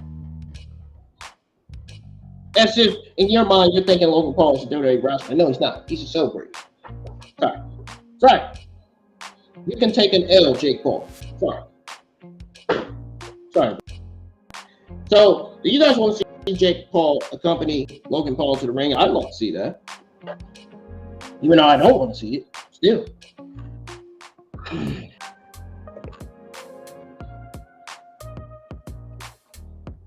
So, we got a lot of news on Jeff Hardy to go over, guys. And he also trolled Sami Zayn in epic fashion after Las Vegas press conference was focused to me. It's more hilarious than Chris Jericho praising Danhausen on Rampage because he was afraid of him. Now, and as you all know, Mandy Rose and Tino Sally are engaged to be married. I don't know why Sally hasn't returned to WWE. I don't know what he's doing. He's retired as a professional wrestler. So, Roman Reigns did say also, speaking of the conference, he did say that he will not, or he will, Logan Paul new vlog material at WWE Crown Jewel. He did say that. And he also said that he doesn't plan on using his finishing moves on Logan Paul either. I am shocked. And Caitlyn, you guys know Caitlyn from the Mae Young Classic tournament. Caitlyn turned up the heat with lingerie video drop. So as you all know, WWE star Caitlyn made a name for herself in the company during the 3rd season of NXT during the early 2010s. Yeah. Spoiler alert. Caitlyn doesn't look like the Caitlyn. Caitlyn doesn't look like the Caitlyn from before. She looks like a totally different Caitlyn. Just to give you a spoiler alert. Just to give you a heads up. She would eventually leave WWE in 2014, retire from professional wrestling. She continues to give messages that aim to inspire even now. The former Divas champion returned to professional wrestling back in 2017. She would go on to win the Slam Force Africa Women's Championship after defeating Katie Forbes and Black Widow. Caitlyn took to Instagram and uploaded a photo of herself wearing a tight top and black underwear as she danced her troubles away. It says here, and I quote, "Move your body, get to know your body, connect with your body." Okay. Don't have to know all the fancy, don't have to know everything about your, I guess, physicalology and anatomy. You don't have to be graceful and rhythmatic. I don't know what this shit is. Make contact with your inner wisdom. Connect to your source of vitality and aliveness. Meet the guru within. I promise you'll find something that transcends anything you've ever known. It's inexplicable, inarticulable, and it's infinite in nature. You, end quote. That's what she said on Instagram. Lynn looks so different now. She looks so different that now, in my honest opinion, she looks like the fucking female version of Matt Riddle. Not to try to insult her or nothing, but she literally, in that photo that Ringside News has in their news article of Caitlyn, she looks legitimately like the female version of Matt Riddle. And she could very well be the female version of Matt Riddle. I don't know. She's got the lips, eyebrows, and the eyes, the dazed looking eyes like Matt Riddle. Jesus Christ. That doesn't tell you that she looks different, then I don't know what else to tell you, man. Caitlyn was training for a return to the ring prior to the pandemic as well. She last competed in the Mae Young Classic tournament, which I said in the beginning of the article, but was defeated by Mia Yim in the second round. She is currently busy as a fitness coach, but it remains to be seen whether she will make her way to WWE someday or not. So, should WWE bring Caitlyn back? No. No. That woman is in her 40s now. Let her life, let her do what the fuck wants. We don't need to be bringing old divas back to WWE. We don't need to be like, Joe, we know that is. Divas.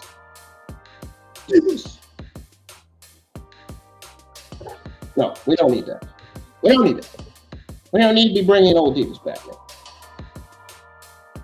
If Johnny 1-9 will have a talent relationship, he'll be bringing like Caitlyn back like fucking crazy. Thank God, I'm glad he's gone. He's fucking crazy. Anyways, moving on to some AEW Rampage or AEW news coming out of Rampage last week.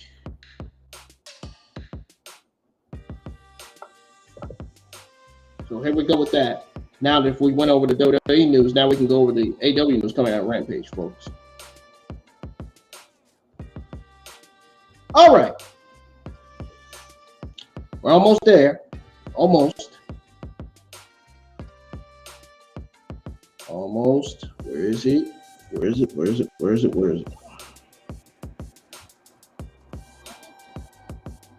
Oh, wait, I think I just passed it. That news article on Jeff Hardy, I just passed it. God damn it. Fuck. That's how you know I need to eat, man. I'm not doing stuff right here. So, there's some news on Jeff Hardy expecting to make in-ring return soon.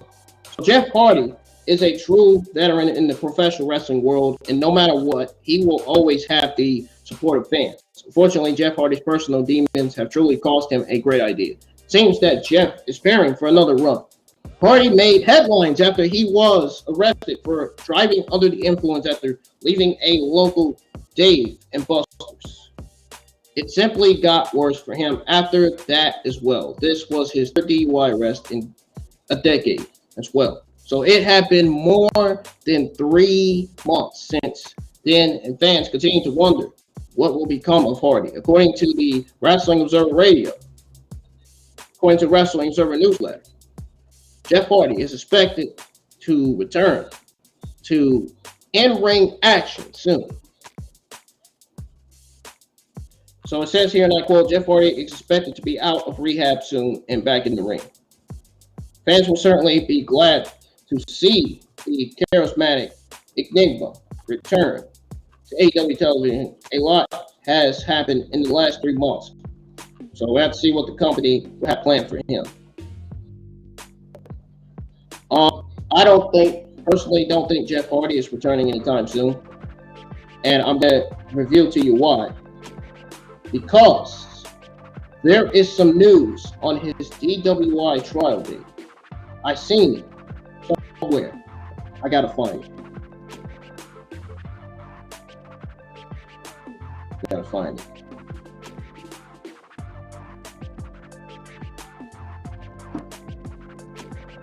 There's some news on his DWI trial date, pushed back to October. We're going to go over that in just a few minutes. But first, we're going to go over the news on CM Punk. We got to get to this, man. CM Punk allegedly sucker punched Matt Jackson during AEW All Out backstage brawl. Well, no shit, he actually did. Jesus Christ, man. No shit. So it says here that the AEW All Out media scrum ended in pure disaster after CM Punk went on a scathing rant on Colt Cabana, Adam Page, and the Young Bucks, verbally destroying everyone. This fucking media scrum was a complete other disaster. No shit. So Punk was involved in backstage brawl where he fought with the Young Bucks and Kenny Omega. As previously reported, AEW has suspended everyone involved in brawl. Good. Get them out. Get them out. They rightfully deserve to be suspended. They deserve to be let go from AEW. And they deserve, their titles deserve to get stripped off of them. So there was also the chance of Punk and Ace Steel getting fired. Good. He needs to. And there's this news article I saw on Punk possibly suing AEW if he gets fired. Yeah, sure fucking thing. Sure fucking thing. That's gotta be a complete phony joke, man. Really. Punk was also said to have suffered an injury during AEW All Out and even underwent surgery for the same thing, I guess. According to Wrestling Observer newsletter, CM Punk's soccer punch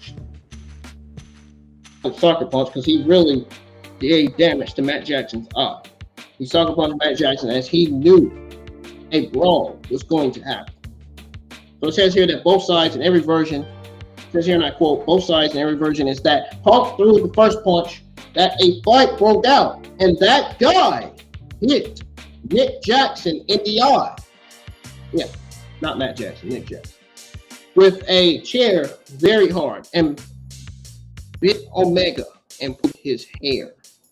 The motivations from the Punk side were that he believed a fight was going to happen and punches would be thrown, so he beat them to the inevitable punch. That the claim is Matt Jackson was going to throw.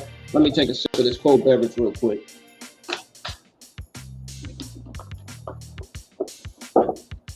That was close to the other side, labeled it as a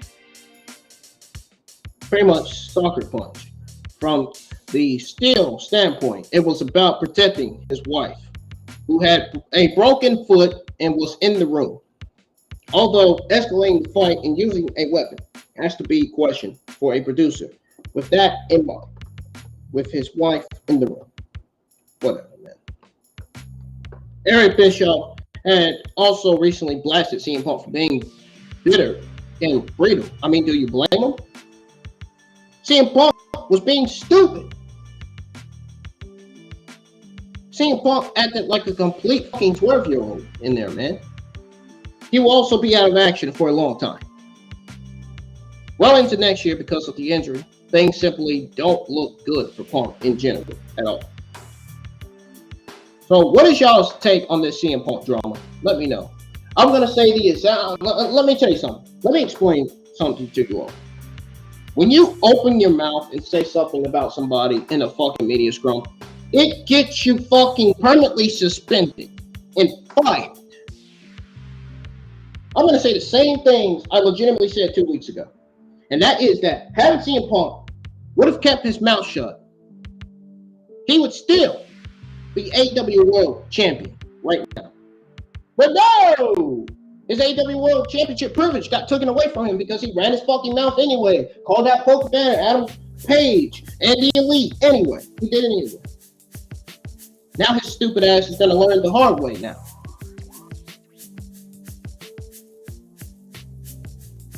And had Cabana would have not started, would have never started the backstage drama between CM Punk and Hangman Page, he'd still have his job.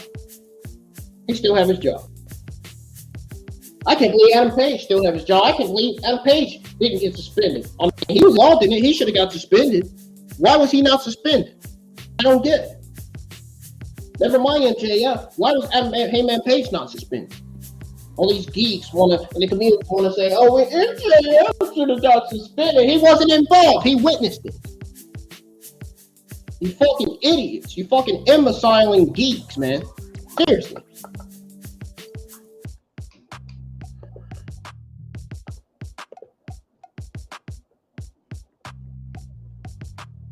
But anyways, what's y'all take on the drama? Let me know. There's some news on Jeff Hardy's DUI trial date, October. Yeah.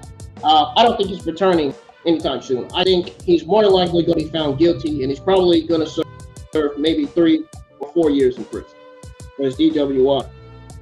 For his third DWI arrest. Maybe. I don't know. We'll have to find out. It's safe to say if Matt Hardy retires, Jeff Hardy might as well retire. You know?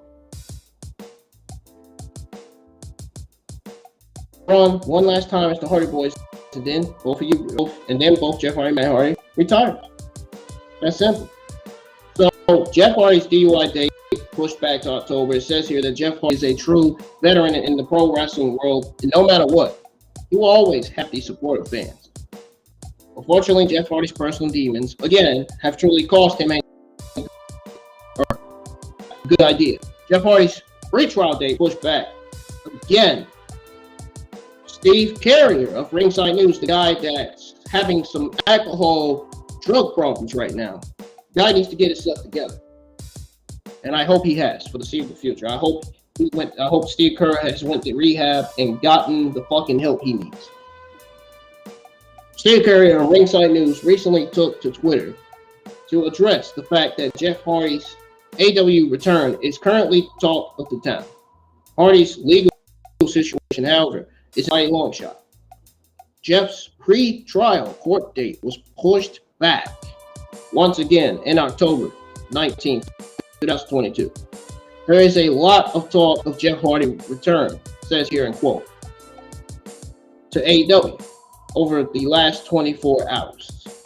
Upon checking with his legal situation, it looks like his pre-trial court date pushed back once again. It's now set for October the 19th, 2022. End quote. Hardy made headlines after he was arrested for driving under the influence after leaving a local Dave and Buster's. It simply got worse for him after that as well. Tony Khan previously said that Jeff wouldn't return to AEW until completion was done. He wouldn't turn to AEW until completion was done. Jeff Hardy also waived his right to a speedy trial, and there is wording in the documentation that alludes to the court's plan to use video evidence against Hardy. Oh boy, that's not gonna be good.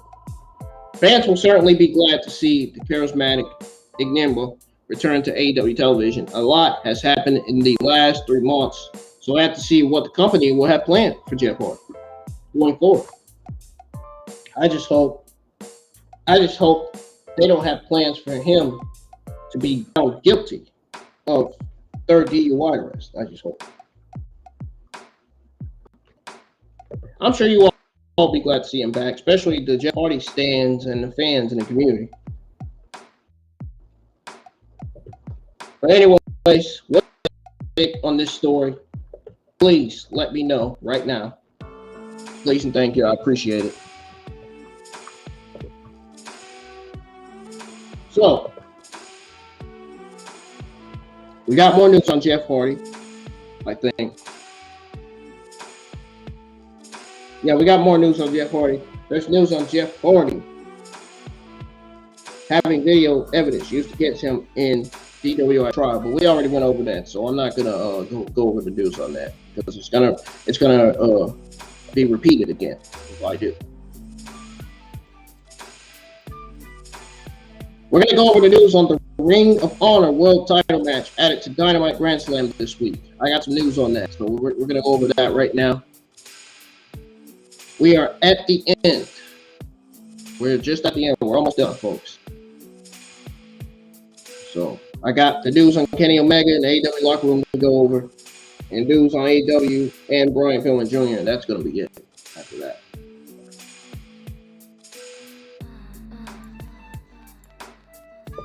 So here we go with the news on the Ring of Honor World Title match added to Grand Slam this week. So it says here that AEW will return to the Arthur Ashe Stadium in New York for a special edition of Dynamite this week. So the company added another match to an already stacked card for Dynamite Grand Slam during Rampage last week. Last week's edition of Rampage featured Ring of Honor World Champion Claudio and Wheeler, I keep calling him Wheeler Yuta, Claudio Castagnoli, hyped up the upcoming AEW World Championship clash between Jon Moxley and Bryan Danielson. Chris Jericho interrupted the promo to tell the crowd and the champion that he is coming for the Ring of Honor World Championship at Arthur Ashe in New York next Wednesday, which happens to be this Wednesday, folks. Don't confuse yourself. The match is officially set for this Wednesday. So the card for AEW, the official card for AEW, Grand Slam, Dynamite. We have Jon Moxley versus Daniel Bryan for the AEW World Championship match, which I think should have been Jon Moxley versus Chris Jericho for the AEW World Championship match. That would have made more sense than Jon Moxley versus Daniel. That's just my opinion. We got Toni Storm versus Athena versus Serena Deeb versus Dr. Britt Baker for the AEW Interim World Women's Championship. Why is Jamie Hayter not added to this match? Why? I don't get it. What are they doing with the women's division, man? It seems like so far this has fucking sucked. They really need to get the women's division back on the right track. Right now, it's on the wrong track. They really do. So we got Swerve and Glory versus the Acclaim for the AEW World Tag Team Championship. Claudio versus Chris Jericho for the Ring of Honor World Championship. And Pac versus Orange Cassidy for the AEW All-Atlantic Championship match. Why the fuck would you have Pac versus Orange Cassidy on the card when clearly they're both babyfaces? That's what I'm talking about. They're doing this, and we go with this fucking babyface versus babyface dynamic again. Here we go. And seemingly, when Pac cut a promo in Orange Cassidy, he was seemingly acting like a heel, but he's not. He's not. He's really not. What's y'all's take on this story? Let me know, please. So, there is some news on AEW Locker Room standing behind the Young Bucks at their all-out backstage brawl. I mean, that doesn't really surprise me. It really doesn't at all. And plus, Kenny Omega was blasted for insulting AEW wrestlers during the talent meeting. Rightfully so. He deserved it. He deserved it. Absolutely deserved it. So, we're going to go over the news on Kenny Omega being blasted first. So, Kenny Omega means one of the biggest names in professional wrestling right now. He is also one of the MVPs of AEW. He's not anymore. But things have not been going well for him as of late. The AEW All-Out meeting scrum ended in pursuit disaster after CM Punk went on a huge rant on Colt Cabana, Adam Page, and the Young Bucks. Already clearly went over this. It was followed by a backstage brawl where everyone invited was suspended. As previously reported, Omega was said to have told AEW Locker Room during a meeting that he wouldn't have hired most of them. Jim Cornette took to Twitter and reacted to this as he blasted for insulting Locker Room. Jim Cornette needs to be careful of what he does, of what he tweets on Twitter, because that could get him arrested and that could get him in trouble. And he could lose his YouTube channel as well. So I'm just looking out for Jim Cornette. I'm not against Jim Cornette with this. I'm with Jim Cornette. I'm just trying to look out for him, man. You know, I look out for certain people that's right. You know what I mean? That say stuff negative. That blast out people in a negative way. He blasted out Omega and CM Punk in a negative way. So it says here, and I quote, "I bet more than one wouldn't have hired him either." End quote. AEW also changed plans for Kenny Omega. After his suspension, Kenny Omega also reunited with Kota Ibushi back in Japan. We will have to wait and see what the future holds for Omega, as his suspension might not end anytime soon. So what is your take on this story? I think it's safe to say Jim Cornette needs to keep his tweets to himself because, you know, his tweet to Kenny Omega could have Kenny Omega filing a lawsuit against him and could get Jim Cornette in trouble. He could lose his channel. Well, Jim Cornette's got to just take things down and just keep on doing what he's doing best on his podcast, on his channel. So we got AEW Locker Room standing behind the Young Bucks at their all-out backstage brawl. So it says here that the Young Bucks are the best tag team in the world. At least that is their claim to fame.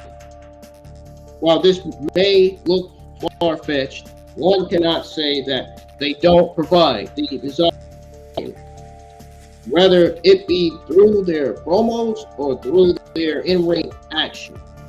The action that ensued backstage following AEW All Out caused a lot of issues. Ringside News, my only sources that I have in the community, essentially reported that CM Punk divided the locker room and a majority of people were against him.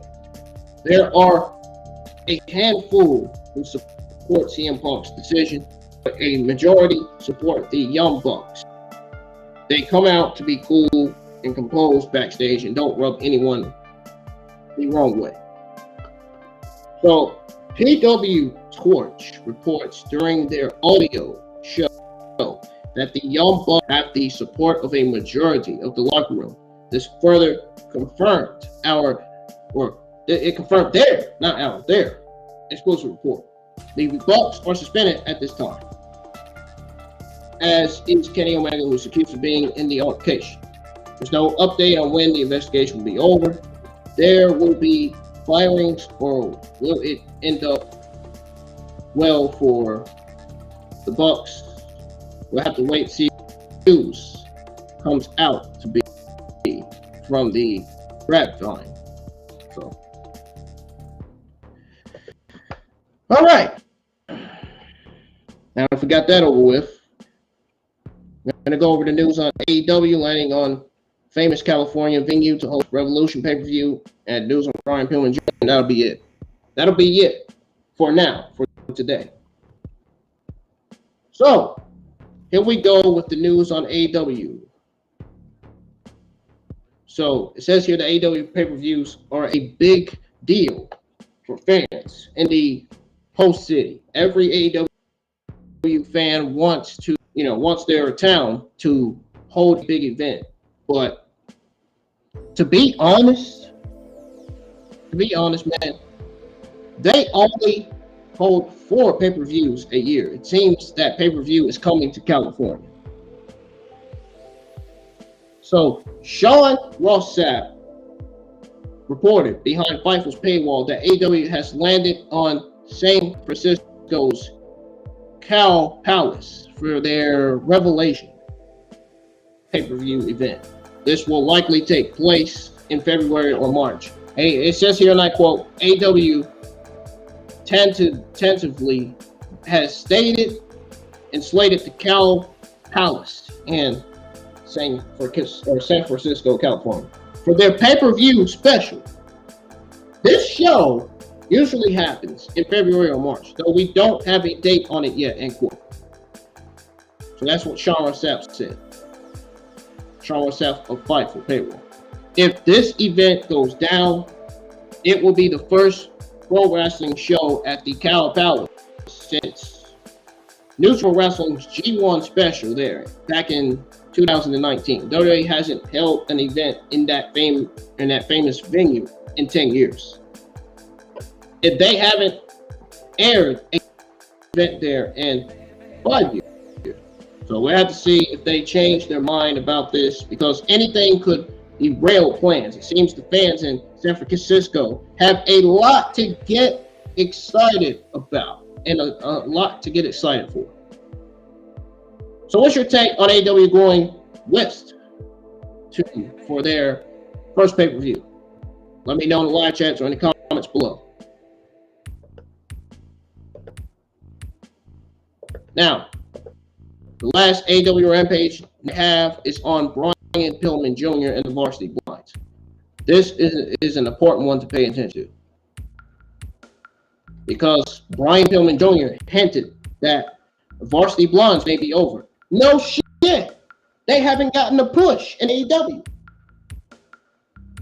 They haven't even won the AEW Tag Team Champions. I don't blame Brian Pillman Jr. for saying that. I really don't. So it says here that Brian Pillman Jr. is a second-generation superstar who works with AEW.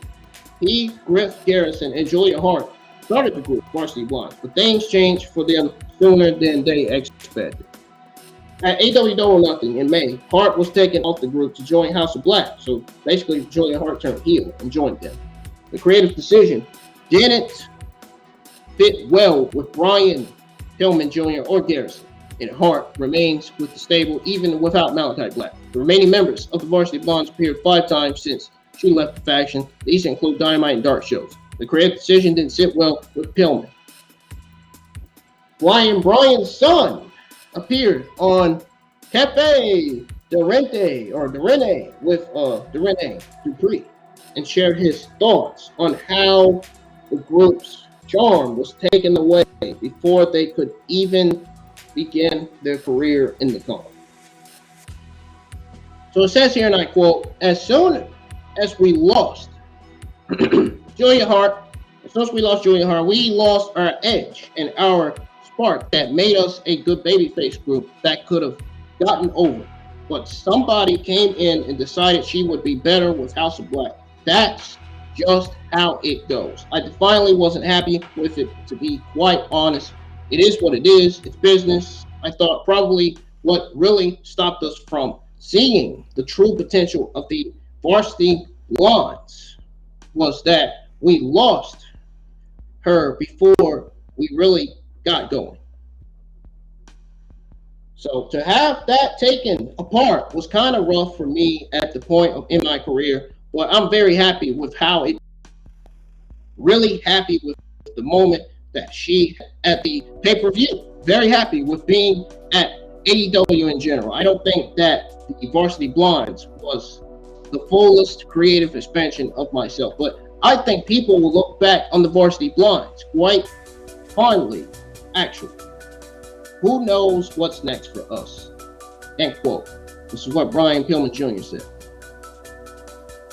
So, Pillman has no clue about what will happen in the varsity to the Varsity Blondes, who could have been excellent members of the tag team division, but are now lost in obscurity and negligence.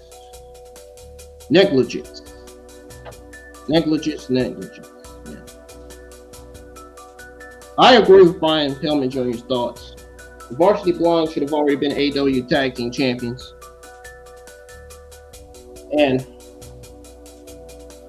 I hope that they get their push somewhere else in the near future. I can see the Varsity Blondes possibly requesting for their AEW release, because how can you not push a team like Varsity Blondes? If you don't think the Varsity Blondes deserve a push and don't deserve to be AEW tag team champions, then something is wrong with your fucking brains, mentally, physically, and emotionally. That's gonna do it for the WWE AEW news coming out of Smackdown Rampage from last week. I'm getting the hell out of here, folks. It is time for me to leave.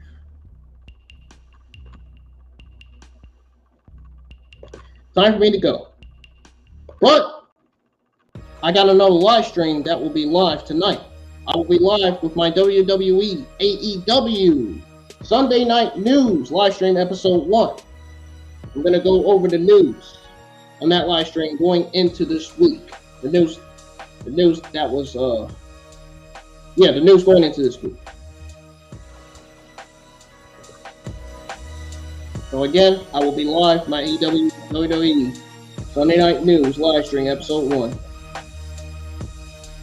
And I'm going to go over the WWE AEW news coming into this week. So, if anybody have any questions, let me know in the live chat in the comments below. I would really, really, really personally appreciate it. Thank you guys for joining me for my AEW Smackdown, my AEW Rampage Smackdown review. I keep getting stuff wrong. Like I said, it's because I haven't ate nothing yet. I need to eat. But I feel like I did good. I feel like I did good with my Smackdown Rampage review. I hope you guys think so too. I feel like I did good giving you guys the latest news coming out of Smackdown Rampage last week. And I hope you guys are satisfied. Be sure you share the Smackdown AEW Rampage review to YouTube, to Facebook, to Instagram, to any social media platforms. And encourage your friends to subscribe to the channel if they're new. I'm on the road to 500 subscribers. I currently have 431. So if we can get up to 500, I may just do a special fucking game stream. I may just stream a very brand new game. Maybe. I don't know. We will fucking see. We will fucking see what I will do when I get to 500 subscribers. But for now, I'm out of here.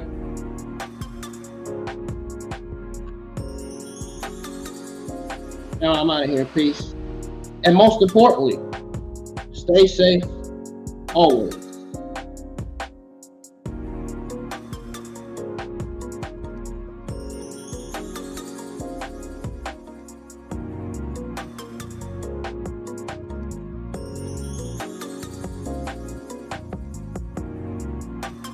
Oh, and by the way, I will see you guys in the live chat.